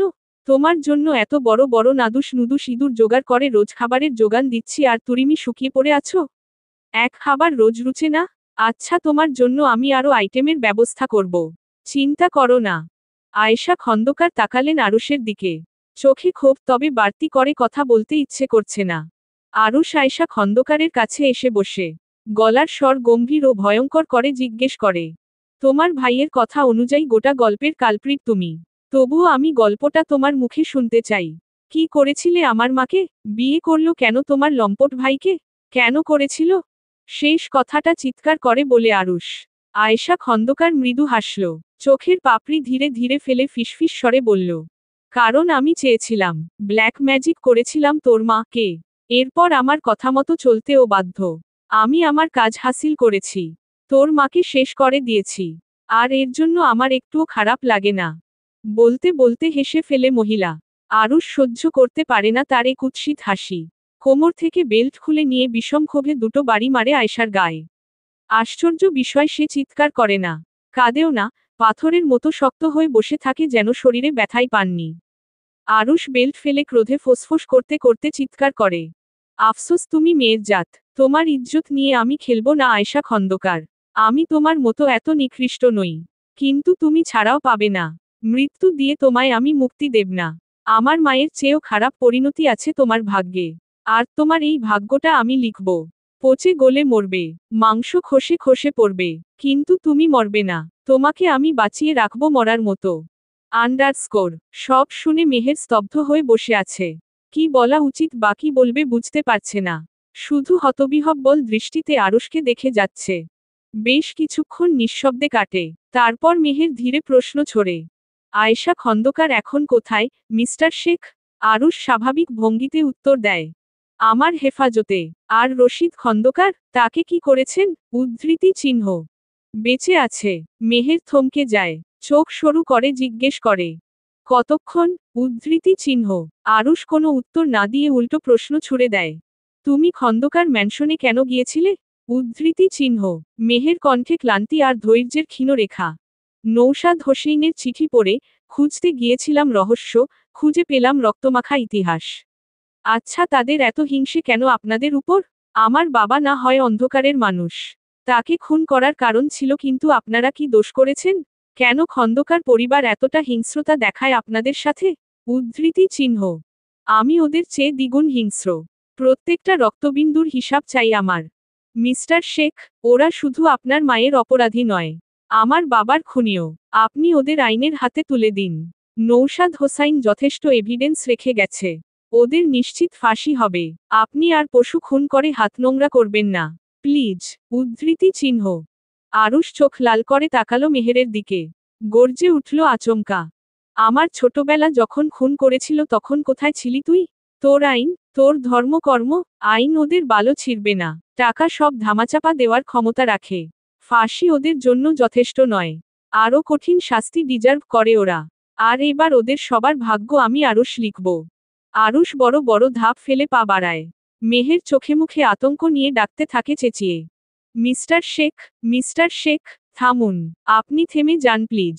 আপনার এই প্রতিশোধ আমাদের জীবন ছারখার করে দিবে। দয়া করে থামুন, মিস্টার শেখ। আরুষ থামে না, দানবের মতো বড় বড় ধাপ ফেলে হিংস্রতা নিয়ে বেরিয়ে যায় করিডোর পার হয়ে। মেহের ব্রেঞ্চে বসে পড়ে, তোচোখ দুটো ঝাপসা হয়ে আসে কান্নায়। একদিকে অপরাধ, আরেকদিকে অপরাধী, দুই নিয়ে যুদ্ধ করতে গিয়ে আরুষ আরও বেশি করে ডুবে যাচ্ছে অন্ধকারে। মেহের তো এমনটা চায়নি। রুহুল শেখ, আরিশা চৌধুরী, তার মা, সে এবং সবশেষে আরুষ। প্রত্যেকটা জীবন আধভাঙ্গা, নরকসম। ঝড় সইতে সইতে জীবনগুলো শেষ সীমানায় পৌঁছেছে। আর কত ঝড় যাবে তাদের উপর দিয়ে? এক জীবনে আর কত সহ্য করা যায়? আন্ডারস্কোর। রাত 2:17। ঢাকার উপকণ্ঠে এক পুরনো গুদামঘর। চারপাশ জনমানবহীন। দূরে মাঝে মাঝে গাড়ির হেডলাইট ছুঁয়ে যায় অন্ধকার। গুদামঘরের চারপাশে ঘন অন্ধকার। টিনের ছাউনি থেকে মাঝে মাঝে বৃষ্টির ফোঁটা পড়ে গুদামের ছাদে। একটি কালো মার্সিডিজ ঢুকে পড়ে ভিতরে। গাড়ি থেমেই জন কালো হুডি পরা লোক নেমে আসে। স্টিভ এবং রায়হান। একজনের হাতে ছোট হ্যান্ডগান, আরেকজনের কাঁধে ছোট ডুফেল ব্যাগ। কেউ কোনো কথা বলে না। গাড়ির পিছনের দরজা থেকে নেমে আসে আরুষ। পরনে সাদা শার্ট ও কালো কোট, চোখে কালো সানগ্লাস, ঠোঁটে জ্বলছে সিগার। আরুষ শকুন দৃষ্টিতে এক ঝলক চারপাশটা দেখে নেয়, তারপর মোবাইল থেকে মেসেজ পাঠায়, location clear, bring it in. মাত্র কয়েক মিনিটের মধ্যে একটা সাদা গাড়ি ধীরগতিতে প্রবেশ করে গুদামের পেছনের গেট দিয়ে। গাড়ি থামার সাথে সাথে দুজন চাইনিজ এজেন্ট নামে। তাদের গায়ে দামি স্যুট, মাস্কে মুখে ঢাকা। একজন মূলত সাধারণ ডিলার, অন্যজন ল্যাবকোট পরা, চোখে সাদা ফ্রেমের চশমা বায়োকেমিস্ট ডক্টর ওয়ে ট্যাং, যার হাতেই রয়েছে ব্রিফকেস, যা বায়োমেট্রিক লোকড। আরুষ এগিয়ে আসে, চোখ সরাসরি ওই ব্রিফকেসের উপর। তার ঠোঁটের কোণ একটুখানি বাঁকা, অন্ধকার হাসি। ডিলার সামনে এসে বলল, কোড ফার্স্ট। আরুষ মুখ না খুলে পেছনে তাকালো। রায়হান ফোন খুলে বলল, 3107 কিলো। ডিলার সেটা মিনি ট্যাবে ইনপুট করতেই বিপ শব্দে লক খুলে গেল। বায়োকেমিস্ট ওয়ে ট্যাং নিজে ব্রিফকেস খুলল। ভেতরে একটি রেফ্রিজারেটেড চেম্বার, তাপমাত্রা 40 ডিগ্রিতে রাখা। তার মধ্যে মিনি সাইজের একটি কাচের শিশি, সবুজাভ তরলে ভর্তি। চেম্বারের নিচে label, batch number 019X4। Special tag, synthetic RNA mutation, highly contagious for human beings. Wei Tang gloves পরে একটিকে তুলে ধরে বলল, this is virus OI, engineered from the Wuhan Deep Bio Lab. Once spread, it'll destroy human respiratory cells. Keep it in stable temperature. No light exposure. One drop can affect multiple systems in body within few days. Understand? Arush এগিয়ে এসে বলে, how much I would pay? Dealer বলল, $2। রায়হান ব্যাগটা তুলে দিল ডিলারের হাতে। ডলারের বান্ডিলগুলো গুনে নিয়ে তারা নিশ্চিত হল।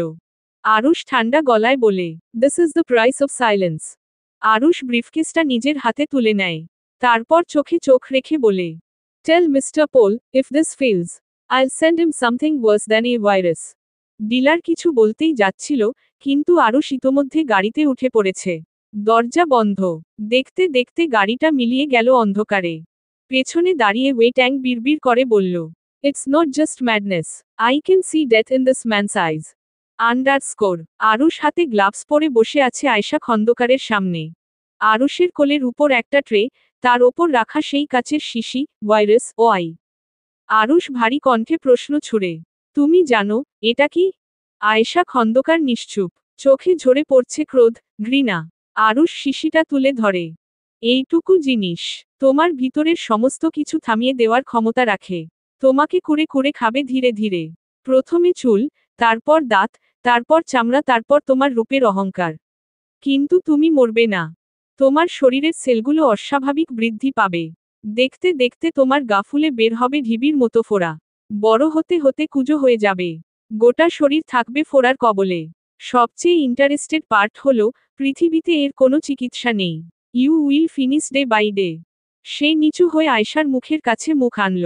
ঠান্ডা গলায় ফিসফিস করে বলল, তুমি ভাবতে আমি কখনো কিছুই পারবো না, আমি কি পারি কি না পারি দেখতে পাচ্ছ? How you feel now? একটা সিরিঞ্জে তরলটা ভরে নেয় সে। তারপর বলে, এবার দেখো, কেমন করে আমি তোমাকে নিঃশেষ করি। একেবারে ভিতর থেকে। সুইটা ধীরে ধীরে আয়েশার বাহুতে ঠেলে দেয় আরুষ। আয়েশা ছটফট করে না, শক্ত চোখ করে তাকিয়ে থাকে আরুষের চোখে। যেন ভাঙবে তবু মোচকাবে না। আমি মরে গেলেও কিচ্ছু যায় আসে না। কারণ তোকে আমি গোটাটাই গুড়িয়ে দিয়েছি। না বাঁচবে তোর মা, না রুহুল, আর না তোকে গ্রহণ করবে নৌশাদের মেয়ে। তোর কিচ্ছু নেই। আমার কিচ্ছু করতে পারোনি তুমি। আমার বউ বাচ্চা আমারই আছে। মা বাবাও চোখের সামনে আছে। বিয়ে দিয়েছি আমি ওদের। যে বিয়ে তুমি ভেঙেছিল ব্ল্যাক ম্যাজিক দিয়ে। Same on you. লাশের আবার বিয়ে? হা হা হা, তুই আসলেই পাগল। উদ্ধৃতি চিহ্ন। আমি শয়তান, যাকে তুমি তৈরি করেছিলে। আরুষ উঠে চলে আসে। পেছনে ফিরে কুৎসিত কদাকার মানসিকতার মহিলার দিকে ধিক্কার নিয়ে তাকিয়ে বলে, mark my words, death won't come to you easily, you'll live crawling like a dog. Underscore. মাটির নিচের ঘরটা মৃত্যুর মতোই গা শিউরে ওঠা ভয়ঙ্কর। সিলিং থেকে ঝুলে থাকা একটাই হলুদ বাতি, তাও জ্বলছে টিমটিম করে, যেন নিজেই সহ্য করতে পারছে না এই ঘরের পাপময় ইতিহাস। ঘরের চারপাশ সিমেন্ট দিয়ে বাঁধানো, কিন্তু দেওয়ালে গায়ে লেগে আছে কালো দাগ, শুকনো রক্তের চিহ্ন, কোথাও বা নখ দিয়ে আছড়ে যাওয়া দাগ। ইতিহাস সাক্ষী, এই ঘরের দেওয়াল বহু নরপিশাচের রক্তে কলঙ্ক ছুঁয়েছে। ঘরের মাঝখানে টানা দেয়া চেয়ারে বাঁধা 13টা বিকৃত মানসিকতার পুরুষ। এক একজন দেশের দানব, সমাজের নোংরা শকুন, সেতুমন্ত্রী কাদের মাহমুদ, ব্যারিস্টার নাফিস করিম, ড তামজিদ হক, হাকিম আরশাদ, তানভীর হুদা, আজিজ শিকদার, ফজলে রাব্বি, কাজী ফারহান, আসিফ বাড়ি, সাব্বির আজাদ, রফিক জামান, মাফিয়া মাহফুজ রহমান এবং রশিদ খন্দকার। 13 জন পশুসম ব্যক্তি একটা ঘরে বন্দী। প্রত্যেকের পুরোপুরি নগ্ন। কারো অবস্থা ভালো নয়। না মরে শুধু বেঁচে আছে। পচা ইঁদুর খেতে খেতে নাড়িভুড়ি পচে গেছে প্রায়। আরুষ প্রবেশ করতেই পাপী আত্মাগুলো প্রাণভয়ে কেঁপে উঠে, আগের যন্ত্রণার রেশ এখনো তাদের শরীরে বাজে।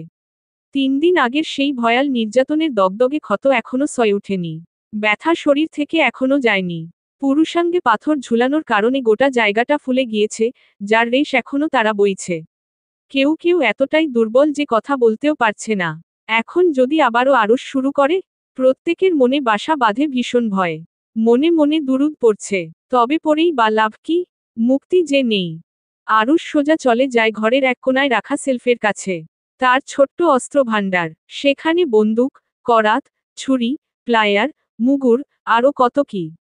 সবই যেন এক একটা রক্তপিপাসু নরকদূত। সেলফ থেকে অস্ত্র বাছাই করতে লাগে আরুষ। হাতে তুলে নেয় একটা লম্বা, চকচকে ধারালো ছুরি। জল্লাদের হাসি নিয়ে ধীরে ধীরে এগিয়ে আসে। প্রথমে চেয়ারে বন্দি প্রাক্তন সেতুমন্ত্রী কাদের মাহমুদের সামনে বসে সে ছুরিটা তুলে তার পুরুষাঙ্গে জোরালো একটা চাপ দেয় প্রথম ধাপে, দ্বিতীয় ধাপে এক টানে কেটে নামিয়ে ফেলে মূত্রনালীর অর্ধেক। ঝোড়ো ঝোড়ো করে রক্ত পড়তে শুরু করে। ঘরে ছড়িয়ে পড়ল গরম রক্তের ঝাঝালো গন্ধ। ব্যথায় গগন বিদারী চিৎকার দিয়ে উঠে কাদের। ছটফট করে যন্ত্রণায়। কাদের মাহমুদের চিৎকার এত বিকট, এত গভীর যে দেওয়ালও কেঁপে উঠল। আরুষ জল্লাদের দিকে তাকাতেই জল্লাদ ছুটে এসে প্লাস্টিকের বালতি ধরিয়ে দিল আরুষের হাতে। আরুষ ঝরে পড়া রক্তগুলো বালতিতে সংগ্রহ করে। বাকিরা থরথর করে কাঁপছে। নাইট শ্যাডো গ্যাংয়ের একজন ডাক্তার উপস্থিত হলো তখনই। কাদের মাহমুদের কাটা পুরুষনালীর মাথা সিলাই করার কাজে লেগে পড়ল। এরপর পালাক্রমে আজিজ শিকদার, ফজলে রাব্বি, কাজী ফারহান, আসিফ বাড়ি, সাব্বির আজাদ, রফিক জামান। ছুরি ঘাতে আহত হয়ে রফিক জামান সঙ্গে সঙ্গে জ্ঞান হারালো। আজিজ শিকদারের রক্তক্ষরণ বন্ধ হলেও মরমর পর্যায়ে পৌঁছে গেছে কাজী ফারহান। রক্ত কোনোভাবেই পড়া বন্ধ হচ্ছে না। তাকে দ্রুতই সেলের অন্য কক্ষে ট্রিটমেন্টের জন্য নিয়ে যাওয়া হলো। সাব্বির আজাদ নিস্তেজ হয়ে পড়ল, ফজলে রাব্বি অসহায়ভাবে বিলাপ করছে। কিন্তু মুক্তি নেই। এই ঘরে কেউ বাঁচে না, কেবল ধুকে ধুকে মরে যায়। এবারে তামজিদ হকের কাছে এসে আরুষ স্থির হল। বালতিটা রক্তে প্রায় পূর্ণ। ব্যান্ডেজ করলেও অনেকের রক্তক্ষরণ কমেনি। পিশাচদের শরীরগুলো নেতিয়ে পড়েছে। চোখ ফুটে বেরিয়ে আসতে চাইছে যন্ত্রণায়। তামজিদ হক ভয়ে ঘামছে। থরথর করে কাঁপছে পুরো দেহ। আরুষ তা দেখে হাসল, একে বলে শীতল, হৃদয় কাঁপানো হাসি। আরুষ ছুরি দিয়ে তার সবচেয়ে স্পর্শকাতর স্থানে ছোট ছোট করে কাটা শুরু করে। নরম চামড়া ফেটে রক্ত পড়ছে। তামজিদ হক আর্তনাদ করে কেঁদে ওঠে। আহহ, ছেড়ে দাও, আমি কিছু করিনি। তোমার মা কে, আমি রেপ করিনি, প্লিজ আমাকে যেতে দাও। আরুষ থামে না, শুধু নিচু গলায় বলে, রেপ করিসনি, সার্জারি করেছিস। শরীর কেটেছিস আরেকজন শকুনের হয়ে। মজা নিয়েছিস। এবার নিজের শরীরের সেলাই নিজে কর। তারা চিহ্নর এর বাচ্চা। একটা রক্তমাখা সুই সুতা হাতে ধরিয়ে দিল আরুষ। তামজিদ হকের উদ্দেশ্যে বলল, সেলাই কর, নয়তো রক্তক্ষরণ হয়ে তুই এখনই মারা পড়বি। আমি পারবো না, প্লিজ আমায় বাঁচাও। আমি কি করে নিজে নিজের শরীর সেলাই করি? এটা তোর সমস্যা, আমার না। তামজিদ হক কাপা কাপা হাতে সুই সুতা তুলে কাটা জায়গা সূচপুরে দিতেই চিৎকার দিয়ে কেঁদে উঠল। নিজের শরীরে নিজের ক্ষত সেলাই করতে গিয়ে টের পেল, অন্যের শরীর কাটা খুব সহজ হলেও নিজের শরীর সেলাই করার যন্ত্রণা কত ভয়ানক। অ্যান্টিসেপটিক সহ তুলো লাগিয়ে চেপে ধরে বসে থাকে সে। রক্তক্ষরণ কমছে না, কিন্তু তার পক্ষে সম্ভব নয় শরীরের সর্বোচ্চ সংবেদনশীল অঙ্গ নিজে হাতে সেলাই করা। এর চেয়ে রক্তক্ষরণ হয়ে মরা শ্রেয়। তামজিদ হকের অবস্থা দেখে আরুষ ঠোঁটের কোণে এক তৃপ্তির হাসি টানে। তৃপ্ততায় চোখমুখ জুড়িয়ে যাচ্ছে। তামজিদ হক হাত পা ছেড়ে দিয়েছে। শরীর ক্রমেই রক্তশূন্য হয়ে আসছে।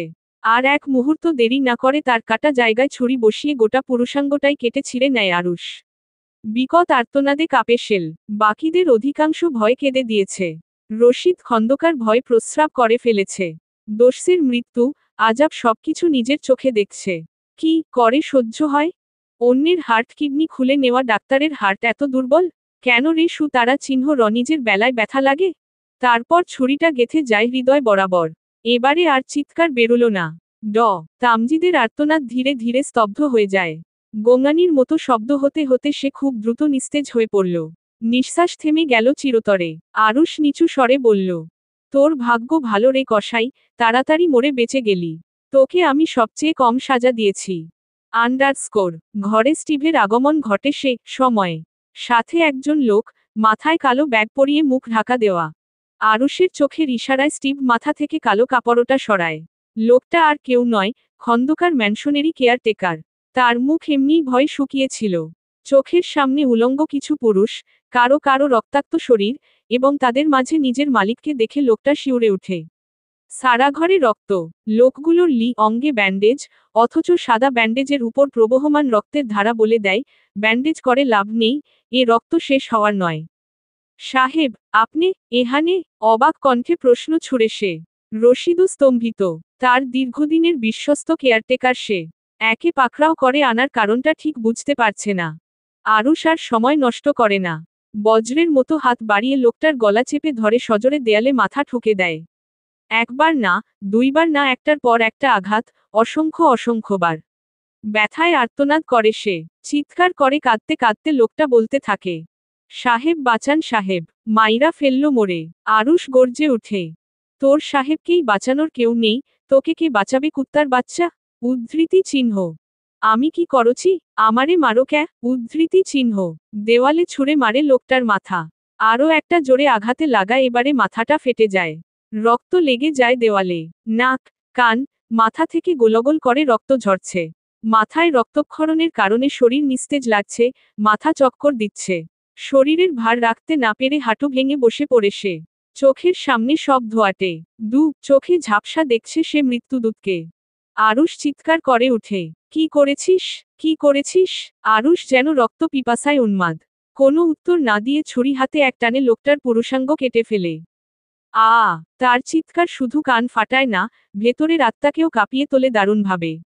ঘরে থাকা ব্যথাকাতুরে বাকি পিশাচরাও ভয়ে জোরসর হয়ে যায়।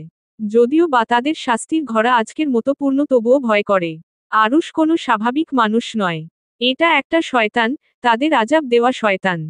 রক্ত ঝরা কাটা অঙ্গ আরুষ লোকটার মুখের মধ্যে পুরে দেয়। একটুও দয়া নেই চোখে, কেবল আগুন। আরুষ তার বুকের উপর হৃৎপিণ্ড বারবার ছুরি চালায়। একদিকে হাত চলছে, আরেকদিকে চোখের আগুন। এ আগুন সহজে নিভবার নয়। সে চিৎকার করে বলে, আমার মা কে ধর্ষণ করেছিলি কেন? তারা চিহ্নর? তোর স্পর্ধা কিভাবে হয় আমার মাকে ছোঁয়ার? সব জানি আমি, তুই একবার না, বারবার আমার মায়ের উপর অত্যাচার করেছিস, আজ তোকে আমি কুচি কুচি করে কাটব। উদ্ধৃতি চিহ্ন। আরুষের কথাগুলো শোনার আগেই আত্মা দেহত্যাগ করেছে। ক্রোধে অন্ধ হওয়া ছেলেটা তা দেখতে পেল না, লোকটা নিঃশেষ হয়ে গেছে। নিঃশ্বাস থেমে গেছে বহু আগেই। কিন্তু আরুষ থামে না। ছুরিটা সারা শরীরে ঢুকিয়ে বের করে, আবার ঢুকায়। ছিন্নভিন্ন করে ফেলে গোটা দেহ। যদি ক্ষমতা থাকতো জীবিত করে আবার তাকে শেষ করত। এতে যদি বুকের জ্বালা নিভে, মিটে। রক্তমাখা ছুরি হাতে ধীরে ধীরে এগিয়ে আসে আরুষ। চোখে আগুন, মুখে অব্যক্ত পৈশাচিক সুখ। রশিদ খন্দকার থরথর করে কাঁপে ভয়, আতঙ্কে। ঘামে তার সারা শরীর জবজবে। ভয় এতটাই তীব্র যে প্রস্রাব করে ফেলেছে। সে ফুপিয়ে কাঁদে, গলা কেঁপে উঠে। বাপ রে, আর না, মাফ করে দে, তুই যা চাস, সব দিব, শুধু ছেড়ে দে। আরুষ ভয়ঙ্করভাবে হাসে, ঠোঁট বেয়ে ঝরে ঘৃণার তীব্র তমসা। সব ভুলের মাফ হয় না রে জানোয়ার। আমি কাউকে ক্ষমা করি না, সরাসরি কলিজা ছিঁড়ে ফেলি। আরুষ রশিদ খন্দকারের পুরুষাঙ্গে একের পর এক লাথি মারতে থাকে। মারতে মারতে সথেত হয়ে যাওয়া পর্যায়ে পৌঁছেছে। রশিদ খন্দকার সমানে চিৎকার দিচ্ছে। এরপর দেহটা লুটিয়ে পড়ে কেঁপে কেঁপে ওঠে। রশিদের গলা দিয়ে আর কোনো শব্দ বের হয় না। শুধু দমবন্ধ কান্না আর মৃত্যুর প্রতীক্ষা। কেউ নেই তাকে শোনার, কেউ নেই তাকে বাঁচানোর। এত যন্ত্রণা, ঈশ্বস। আগে যদি নরক সম যন্ত্রণার আভাস পেত, কখনো আরিশাকে ছোবার ভুল করত না। ঘরে উপস্থিত থাকা স্টিভ আরুষকে সতর্ক করে, sir, please stop, he gets hit in the testicles, he will die. Arush থামে। এক্ষুনি বোকামি করছে যাচ্ছিল। এত আরাম দিয়ে মারলে মায়ের প্রতিশোধ কিভাবে নেবে? উহু। পরক্ষণেই সে নিচু হয়ে রশিদের ডান হাতটা ধরে, যেন স্নেহ করে চেপে ধরছে। রশিদ কাঁপছে, গলা দিয়ে কোন শব্দ বেরোচ্ছে না। কিন্তু চোখে ঠাসা আতঙ্ক। আরুষ ধীরে ধীরে চাকুটা বুড়ো আঙুলে বসিয়ে দেয়। এক হাতে আঙুল চেপে ধরে, আরেক হাতে ধীরে ধীরে কেটে ফেলে দেয় সেই আঙুল। কোচকোচ শব্দে হাড় কাটা যায়। রশিদের চিৎকার যেন ছিঁড়ে ফেলে দেয় চারপাশের স্তব্ধতা, আবারও শুরু হয় বীভৎস সঙ্গীত। চিৎকারের ভেতরেই আরুষ তাকায় স্টিভের দিকে, হুকুমের স্বরে বলে, আইসিইউ রেডি রাখো। যত্নে ট্রিটমেন্ট হবে, বুঝলি? কোনো ভুল নয়। ও মরলে আমি কিন্তু তোকেই ওর জায়গায় রাখব। High voltage pain killer, saline, non stop rehydration, কাল দুপুরে আবার আসব। ওর শরীরে যেন মার খাওয়ার মতো শক্তি অবশিষ্ট থাকে। জল্লাদ স্টিলের গ্লাসে করে এক গ্লাস টাটকা, গাঢ় রক্ত এনে দেয় আরুষের হাতে। আরুষ গ্লাস হাতে নিয়ে একবার নেড়ে দেখে। অতঃপর রশিদের চুল চেপে ধরে মুখটা তুলে ধরে। ঠেলে ঠেলে রক্ত ঢোকাতে থাকে রশিদের মুখে। জোরপূর্বক গলাধকরণ করতে বাধ্য হয় রশিদ, দম আটকে আসে রশিদের। হাঁপাতে হাঁপাতে কাশি দেয়, কিছুটা গিলে নেয়, আর বাকিটুকু বমি করে ফেলে। আরুষ ঠান্ডা গলায় ফিসফিস করে উঠে, তোর খাবার পচা ইঁদুর আর দূষিত রক্ত। খা, খেয়ে শরীরে জোর বাড়া। তোর এখনো অনেকদিন বেঁচে থাকতে হবে। রশিদ খন্দকার ক্রমাগত বমি করছে। দোসরদের পুরুষাঙ্গ কাটা রক্ত তার পানীয়। ছি, কিভাবে গিলবে এই রক্ত? সে মরে যেতে চায়, কিন্তু জানে, আরুষ নামের শয়তানটা তাকে এত সহজে মরতে দেবে না। আন্ডারস্কোর খন্দকার ম্যানশনের কেয়ারটেকার লোকটার মৃতদেহ পড়ে আছে ধুলিমাখা ফ্লোরে। ছিন্নভিন্ন দেহ থেকে রক্তের স্রোত যাচ্ছে। ভেসে যাচ্ছে ধুলিমাখা মেঝের ময়লা। বাতাসে ছাঁচা রক্তের গন্ধ ছড়িয়ে পড়েছে। আরুষ ধীরে ধীরে হাঁটু গেড়ে বসে মৃতদেহের বুকে। তার শ্বাস প্রশ্বাস ধীর কিন্তু ভারী। ঠান্ডা চোখে নিদারুণ নিষ্ঠুরতা, হিংস্রতা। সে নিচু হয়ে আসে, ছুরিটা অভিজ্ঞ হাতে ধরে। প্রথম ছুরিকাঘাত বুকের মাঝ বরাবর। হাড়ে ঠেকে ঠক করে একটা শব্দ হয়। তারপর সুনিপুণভাবে কেটে ফেলে চামড়ার স্তর, মাংস, একসময় পাঁজরের হাড় স্পর্শ করে। সেই হাড় ভাঙার জন্য নিয়ে আসে এক ছোট্ট করাতের মতো ব্লেড। ক্র্যাচ ক্র্যাচ করে শব্দ হয়। একটা একটা করে পাঁজরের হাড় কেটে হাত ঢুকিয়ে দেয় বুকের গভীরে। তারপর ধীরে ধীরে, নিঃশব্দে একটা রক্তাক্ত হৃৎপিণ্ড টেনে বের করে আনে। স্পন্দন থেমে গেছে অনেক আগে, তবুও রক্ত চুইয়ে পড়ছে। আরুষ ধ্বংসাত্মক হাসিতে ঠোঁট রাঙায়। এই তো সেই নোংরা হৃদয়টা, যেটা তার মাকে স্পর্শ করার সাহস সঞ্চার করেছিল। পরের টার্গেট চোখ। আরুষ ছুরিটা নিচু করে লোকটার মুখের ওপর নিয়ে আসে।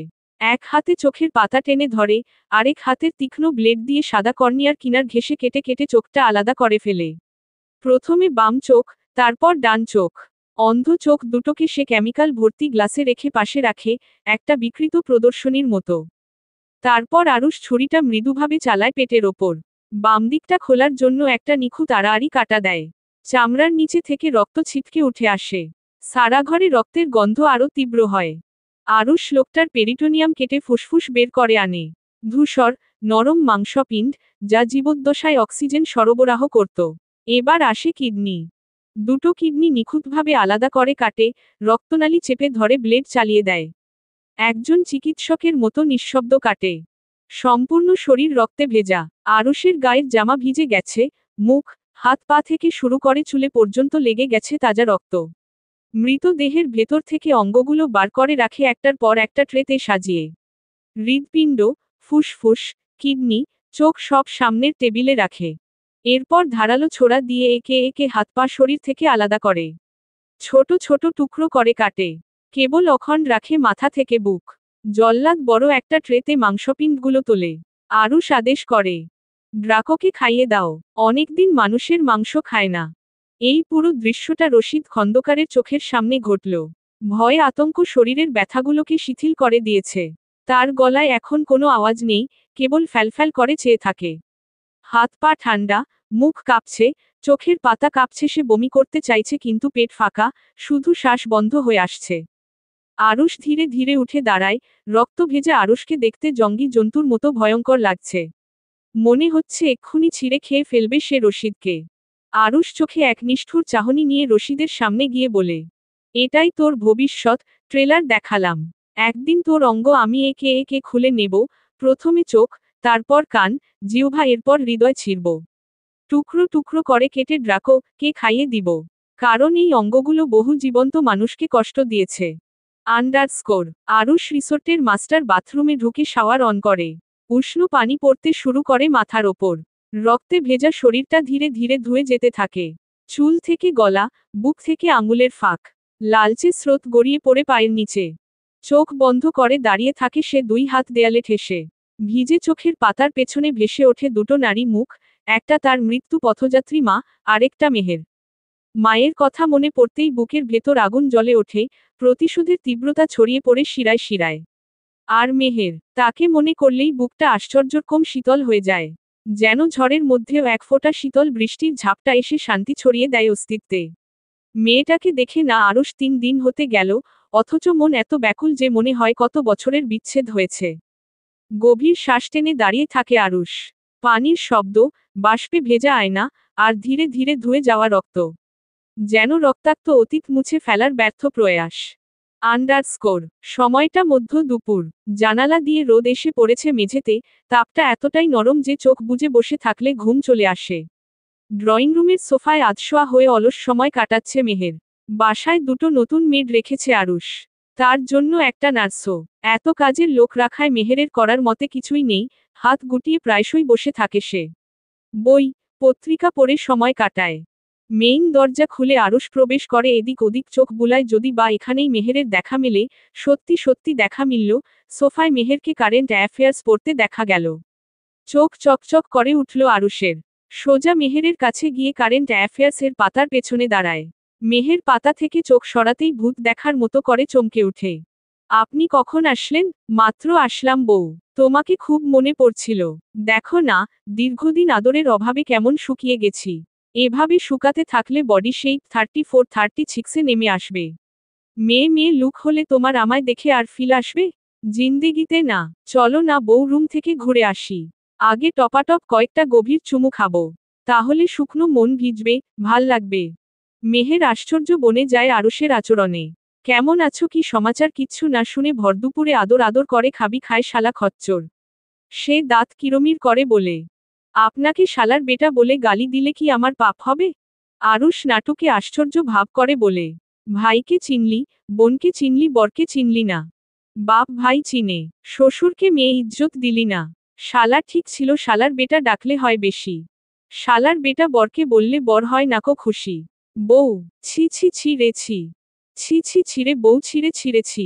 মেহের তেতে উঠে রাগে, দাঁত কটমট করে বলে। আপনি ছিলেন না, এই কটা দিনই আমি ভালো ছিলাম। এসেছেন ইরিটেট করতে, অসহ্য। হট হয়ে আছো খুব, আসো কুল করে দি। মিস্টার শেখ, চোখ পাকিয়ে এভাবে তাকালে আমি নিজেকে ঠিক রাখতে পারি না বউ। যেখানে সেখানে আমার প্রেম পেয়ে যায়। চলো না রুম থেকে ঘুরে আসি। উদ্ধৃতি চিহ্ন। আমি যাব না, অসভ্য লোক। আপনার সাথে ঘেঁষাঘেঁষি করতে আমার ভালো লাগে না। ভালো লাগে না বলেই এক বাচ্চার মা হয়ে বসে আছো। জাস্ট ইমাজিন, যদি ভালো লাগতো, এতদিনে নির্ঘাত পোল্ট্রি মুরগির ফার্ম হয়ে যেত। এতগুলো মুরগির ছানাকে ফেলে ছানার মাকে সময় দিতাম কখন? ভাগ্যিস আমার সাথে ঘেঁষাঘেঁষি করতে তোমার ভালো লাগে না। চোখ মেরে। আপনি বাড়িতে কি ইন্টেনশনে এসেছেন খোলসা করে বলুন। বাড়িতে বউ ছাড়া আর কে থাকে?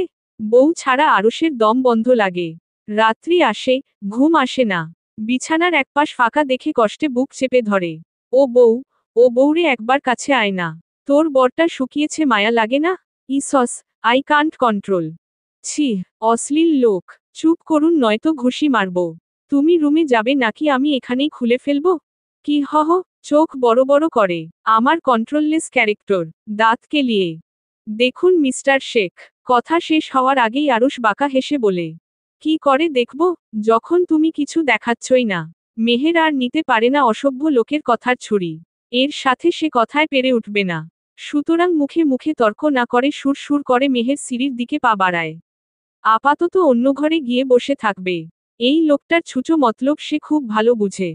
আরও সেই ফাঁকে টুস করে মেহেরকে কোলে তুলে সিঁড়ি ভেঙে উপরে উঠে। ক্লোজআপ হাসি দিয়ে বলে। কথা শুনলে চুমু খেয়ে ছেড়ে দিতাম। তুমি মেয়ে খুব ঘাড়ত্তারা, এর একটা কঠিন শাস্তি হবে। উদ্ধৃতি চিহ্ন। খবরদার কাছে আসলে খুন করে ফেলব। আরুষ ফিসফিসিয়ে বলে। আমি তো সেটাই চাই, বউ।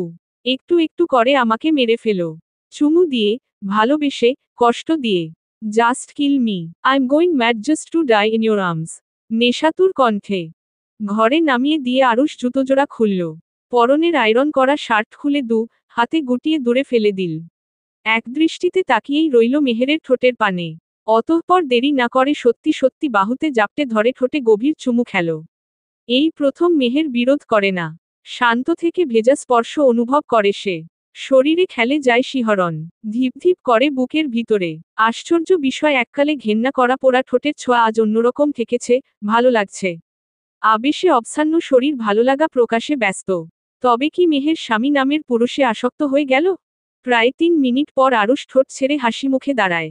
ক্লান্তিমাখা ভারী শরীরটা ঝরঝরে লাগছে। এত শান্তি শান্তি অনুভূতি বহুদিন বাদে আবিষ্কার করছে নিজের মধ্যে। আচ্ছা, এটা কি ম্যাজিক নাকি সব বউদের ছুঁয়েই স্বামীদের বুক শান্ত হয়ে যায়?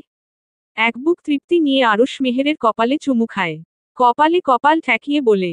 কি আশ্চর্য ব্যাপার, যৌনতা ছাড়াও প্রশান্তি মেলে। এত শান্তি আমি কখনো পাইনি বউ। মেহের জবাব দেয় না, চোখ বুজে চুপটি করে দাঁড়িয়ে থাকে। ঘর থেকে এখনো বেরোতে পারেনি। বুকের সাথে মিশিয়ে নিয়ে আরুষ মেহেরের কানে ফিসফিসিয়ে বলে, ভালোবাসি জান। শরীরে মৃদু কম্পন বয়ে গেল মেহেরের। শব্দটা খুব পরিচিত। আগে কেন তবে শরীর কাঁপল না? আরুষ মৃদু হেসে জিজ্ঞেস করল, তোমার ভালো লেগেছে? আরেকটা দেব? মেহের চমকে উঠে ঘোর কাটায়। গাল গরম হয়ে উঠেছে তার, স্বভাবজাত ভঙ্গিতে নিজেকে সামলে নিতে চেষ্টা করে। কিছু বলতে গিয়েও থেমে যায়। মানসম্মান বাঁচাতে মুখ লুকাতে ঘর থেকে বেরিয়ে যেতে চায়। আরুষ ওর হাতটা টেনে ধরে, কোমর চেপে ধরে। আদুরে স্বরে বলে, লজ্জা কিসের? বর চুমু খেয়েছে। মেহের কথা বলতে পারে না। মৃদুমন্দ লজ্জা ঘায়েল করে ফেলেছে তাকে। আজ সারাদিন তোমার নামে। এতটুকু বলেই আরুষ মেহেরকে আবার কোলে নিয়ে বাথরুমে ঢুকে পড়ে। বাথটাবে বসিয়ে দিয়ে হ্যান্ড শাওয়ার অন করে। মেহের চমকে উঠে চোখ বড় বড় করে। আতঙ্কিত হয়ে প্রশ্ন ছুড়ে, আপনি আমায় ভেজাচ্ছেন কেন? গোসল করবে তাই তো বের হন। এখনো এখানে কি? ইতরামি আমার সাথে চলবে না। ইতরামি, ফাতরামি, ঘেঁষাঘেঁষি, চুমাচুমি, চুলুচুলি, ডলাডলি সব করব। পারলে আটকাও।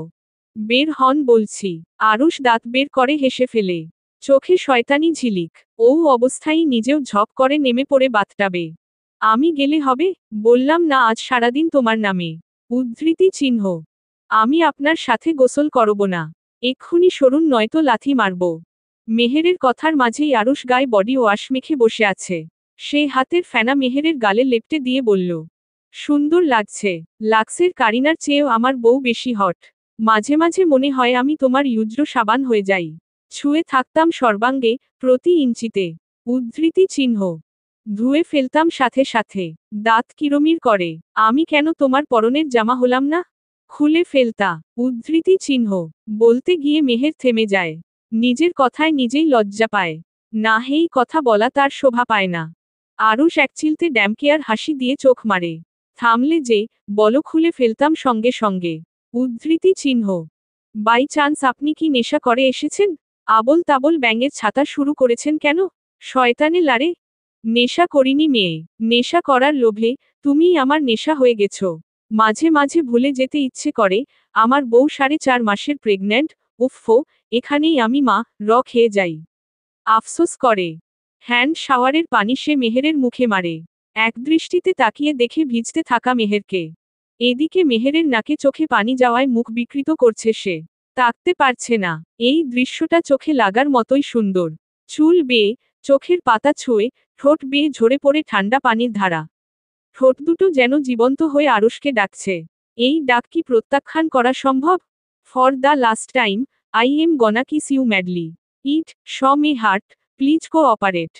মেহেরকে আর কিছু বলার সুযোগ না দিয়ে গভীর চুমু খায় সে। মেহের শ্বাস নিতে ভুলে যায়। এক পর্যায়ে কামড় দেওয়া শুরু করে।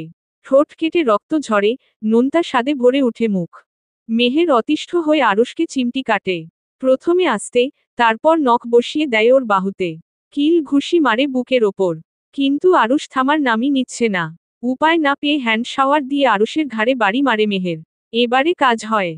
আরুষ ঘাড় ডলতে ডলতে দুষ্টু হাসে। বেশি ব্যথা লাগলো? না, মজা লেগেছে। রাগী সুরে, আরেকটা দিই? মেহের হ্যান্ড শাওয়ার উঁচিয়ে ধরে করা চোখে তাকায়। হুমকির স্বরে বলে, আর একবার কাছে এলে মাথা ফাটিয়ে দিব বেয়াদব লোক।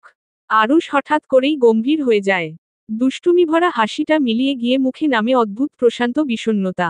মেহেরকে একদৃষ্টিতে দেখে যায় যেন শেষবারের মতো মনে গেঁথে রাখতে চাইছে মুখমণ্ডলের প্রতিটি রেখা।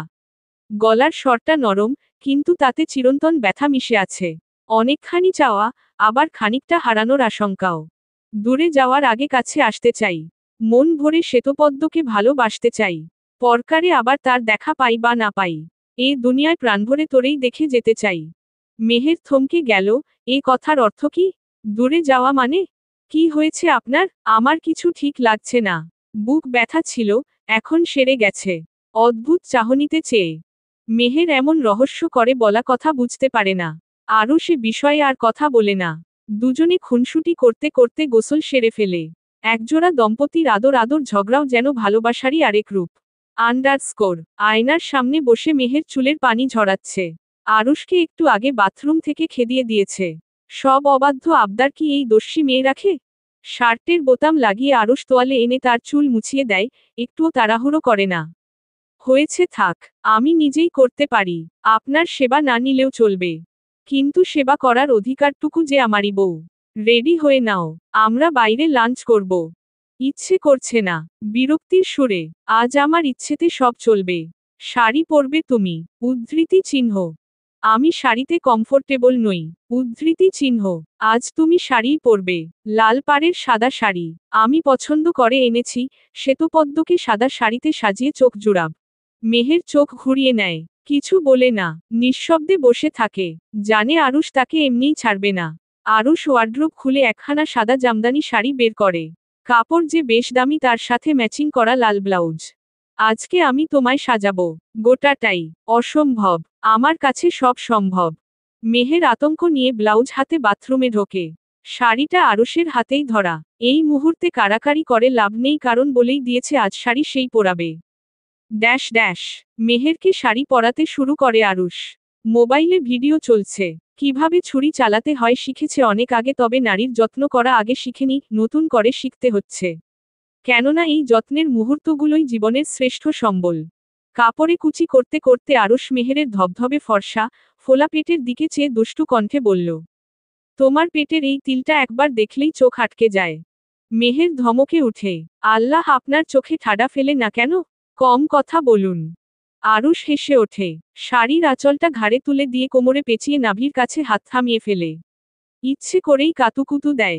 মেহের শিউরে উঠে বলে, আচ্ছা, আপনি কি রীতিমতো তালিম নিয়েছেন উত্তপ্ত করার কোর্সে?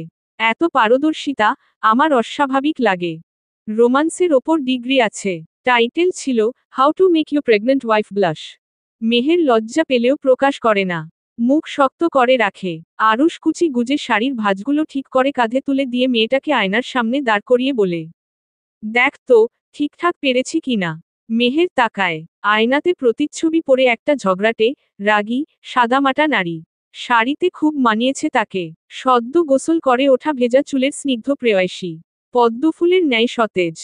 এক মুহূর্ত ঘোর লেগে গেলেও নিজেকে স্বাভাবিক করে রাখে মেহের। অন্য নারীদের শখের পুরুষ হয়তো প্রায়শই এমন পাগলামি করে, কিন্তু আরুষ, সে তার শখের পুরুষ নয়। তার থেকে মেহের বাড়তি করে কিছুই প্রত্যাশা করে না। অথচ অপ্রত্যাশিত ইচ্ছেগুলো কেন জানি আরুষ জোর করেই পূর্ণ করতে চাইছে। এই ছেলেটা তো এমন ছিল না। আরুষ মেহেরের মাথায় ঠোঁট ছুঁয়ে আয়নায় স্থির দৃষ্টি ফেলে বলে, শাড়িতে তুমি প্রলয়ঙ্করী, জানো। মেহের ঠোঁট ফোলায়, চালাকিপনা বন্ধ করুন। এখন আর আপনি কিছু বলবেন না। আমি চাই না এই মুহূর্তে আপনি নতুন করে কোনো অসভ্যতা করুন। আরুষ দাঁত বের করে হাসে, আচ্ছা মেনে নিলাম, সন্ধ্যা অবধি আজ আমি সন্ন্যাসী।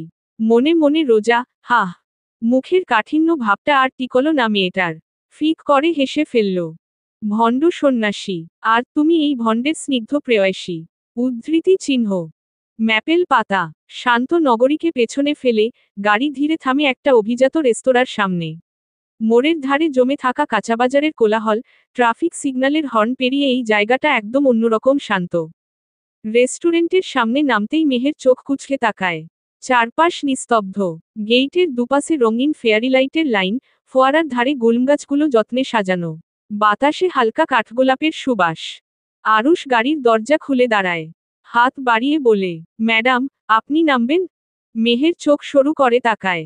ভ্রু কুঁচকে প্রশ্ন করে, এত বড় রেস্টুরেন্ট, অথচ একটাও গাড়ি নেই? সব এত চুপচাপ কেন?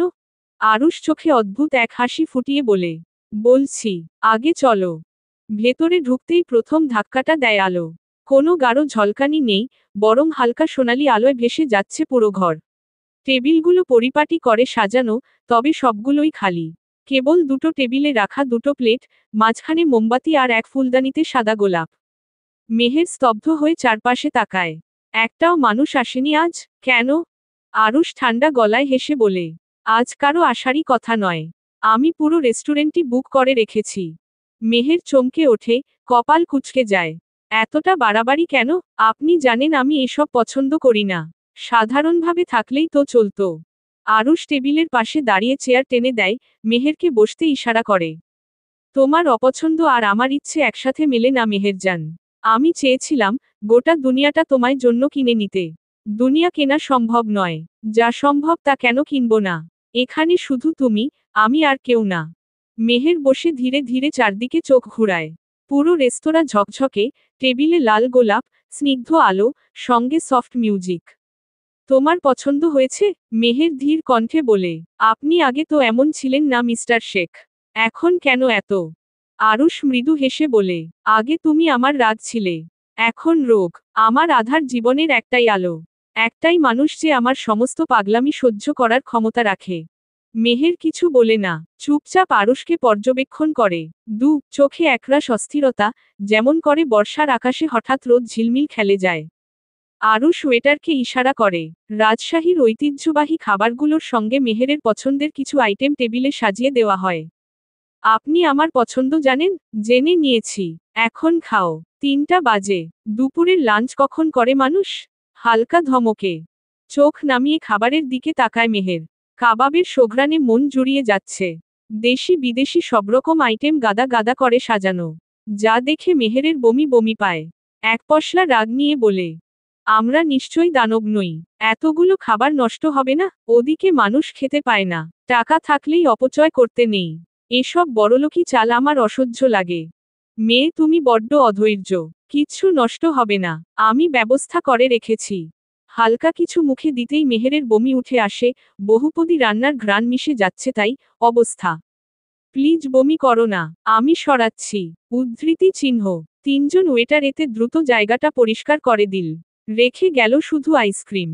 আরুষ হঠাৎ মেহেরের দিকে ঝুঁকে ফিসফিস করে বলে। খাবার শেষে একটা চমক রেখেছি তোমার জন্য। আর সেটার পর হয়তো তুমি আমাকে আবার কষে একটা চড় মারবে। আরুষ কথাটা বলে এমনভাবে তাকায়, যেন মুখের হাসিটুকু চেপে রাখতে চাচ্ছে, কিন্তু পারছে না। মেহের থামিয়ে দেয় খাওয়া। কাঁটা চামচ নামিয়ে রেখে বলে। আরও পাগলামি করলে এবার রেস্তোরাঁর মধ্যেই। না থাক, পরে দেখছি। আরুষ উঠে দাঁড়ায়। তারপর বলে, এবার চলো, ডেজার্ট টেবিলের দিকে যাই। জন একসাথে উঠে যায় পাশের এক টেবিলের দিকে। মোমবাতির আলোয় চকচক করছে একখানা গোলাপি কেক, তার ওপর লেখা, to the woman who change my chaos into calm. আর পাশে রাখা ছোট একটি নীল বাক্স। মেহের ধীরে ধীরে বাক্সটা তোলে। খুলতেই তার চোখ বড় হয়ে যায়। ভেতরে একটা ছোট্ট সোনালি পেন্ডেন্ট, যার ভেতর দুটো ছবি, একটায় ছোটবেলার মেহের, অন্যটায় আরুষের কিশোর বয়সের ছবি। মেহের অবাক হয়। আপনি আমার এই ছবি কোথায় পেলেন? মাহি সেদিন তোমাদের ফ্যামিলি অ্যালবাম দেখিয়েছিল। পিচ্ছি বউকে ভালো লাগছিল তাই তুলে নিয়ে এসেছি। আপনি আমার ছবি চুরি করে এনেছেন? ভ্রু বাঁকিয়ে। গোটা তুমিটাই আমার দখলে। কিসের চুরি? আমি তোমাকেই ডাকাতি করে এনেছি। সাথে আপনার ছোটবেলার ছবি কেন? কেক কাটতে থাকো বলছি। আরুষ মেহেরের হাত ধরে কেক কাটে। সামান্য একটুখানি খাইয়ে দিয়ে বলে। ছোটবেলার আরুষ শুদ্ধ ছিল। তোমারই মতো নিষ্পাপ মেয়েটার পাশে পাপী আরুষের ছবি ঠিক মানায় না। ছোট আরুষই পারফেক্ট। সবসময় এভাবে বলবেন না, শুনতে খারাপ লাগে। কেন খারাপ লাগে? অপছন্দের পুরুষের খারাপ গুণে খারাপ লাগা আসবে কেন? নাকি তুমি আমায় ভালোবাসো? মেহের খুব সহজ করে বলল। ভালোবাসা আসার আগেই আপনি আমার জীবনে ঢুকে পড়েছেন। ভালোবাসলে কেমন লাগে আমি জানি না। তাই বলতে পারলাম না। আরুষ কথার উত্তরে বিশেষ প্রতিক্রিয়া দেখালো না। মেহেরের হাত ধরে টেনে নিয়ে বলল। এসো, আরেকটু চমকে দিই। রেস্তোরাঁর ভেতরের একটা কাচের দরজা খুলে দেওয়া হয়। বাইরে তখন রোদের ছায়া মিলে এক অনন্য আলো। মেহের কিছু না বুঝেই পা বাড়ায়। আর ঠিক সামনে এক বিশাল প্লাস্টিক গম্বুজের ভেতর দাঁড়িয়ে আছে ফুলের পাহাড়। অসংখ্য ফুলের তোড়া পাহাড়ের মতো করে সাজানো। এক একটা গোলাপের তোড়া মানুষ সমান উঁচু। শত শত নয়, হাজারো গোলাপ সাদা, লাল, হলুদ, হালকা গোলাপি আস্ত একটা রঙিন সমুদ্র যেন চোখের সামনে স্থির হয়ে আছে। আর তার মাঝখানে দাঁড়িয়ে আছে আরুষ। তার হাতে ধরা বিশাল এক তোড়া, যেটা ধরতেই প্রায় পুরো শরীর ঢেকে গেছে। পাশে রাখা এক ঝুড়ি। না না, কোনো সাধারণ ঝুড়ি না, চকলেট ভর্তি ঝুড়ি। মেহের হা করে তাকিয়ে থাকে। আপনি কি পাগল? শুনেছি প্রেমিকরা প্রতিদিন একটা করে গোলাম দেয় প্রেমিকাকে। তুমি আমার প্রেমিকা নও। নই আমি প্রেমিক। প্রতিদিন একটা করে তোমায় দিতাম বলে ভেবেছিলাম। কিন্তু তারপর বুঝলাম, তুমি প্রতিদিনের জন্য নও। তুমি আমার কাছে প্রতি মুহূর্তের জন্য স্পেশাল। তাই তোমার জন্য একসাথে 365 দিনের ভালোবাসা হাজির করলাম। মেহের বনে দাঁড়িয়ে রয়। এত অবাক হয়েছে যে কথা বেরোয় না। কেবল হা হয়ে থাকতে হয়। আরুষ চকলেটের ঝুড়ি মেহেরের হাতে দিয়ে বলল।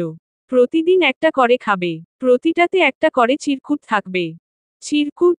আরুষ একখানা চকলেট ছিঁড়ে ফেলে। খুলে দেখে মেহের, ছোট্ট লেখা। শ্বেতপদ্মকে আরুষ শেখ প্রাণাধিক চায়। এটা একটু বেশিই হয়নি? আরুষ মুচকি হেসে মাথা নাড়ে। তোমার জন্য যতই করি, সবই কম পড়ে যায় মেয়ে। হয়তো আমি একদিন থাকব না। হয়তো আমাদের গল্পের সমাপ্তিতে একরাশ চাপা কান্নাই হবে শেষ পরিণতি। তার আগে আমি স্মৃতি করে রাখব, তোমার শহর, তোমার অলিগলি, যেন মৃত্যুর পরও তুমি স্বামী নামের পুরুষটাকে ভুলতে না পারো। আমরণ আমার স্মৃতি আঁকড়ে ধরে বাঁচো। মেহেরের চোখ বেয়ে একফোঁটা বৈরাগী কান্না খসে পড়ে। কথা হারিয়ে ফেলে। একটা দমবন্ধ করা ব্যথা গলা টিপে ধরে। একটু আগের খুশি খুশি অনুভূতি মিলিয়ে যায় বাতাসে। আরুষ হাঁটু ভেঙে বসে মেহেরের সামনে। পকেট থেকে একখানা হীরের আংটি খুলে ধরে মেহেরের সামনে। আমার আগমন ছিল তোর জীবনের সর্বনাশা এক প্রহর। আমার স্পর্শে ছিল ভীষণ কলঙ্ক, যার ফলাফল ছিল রক্তাক্ত। আমি তা বদলাতে পারবো না। তবে কথা দিচ্ছি, যাওয়ার আগে এক প্রহর নেশায় তোকে ডুবিয়ে দিয়ে যাব। তুই আমার অনুপস্থিতি অনুভব করবি ছুরিঘাতের মতো। তোর কানে বাজবে আমার প্রতিটা কথা সুরেলা বাঁশির মতো। মেয়ে তুই কাঁদবি, খুব কাঁদবি। এই নষ্ট আরুষের জন্য।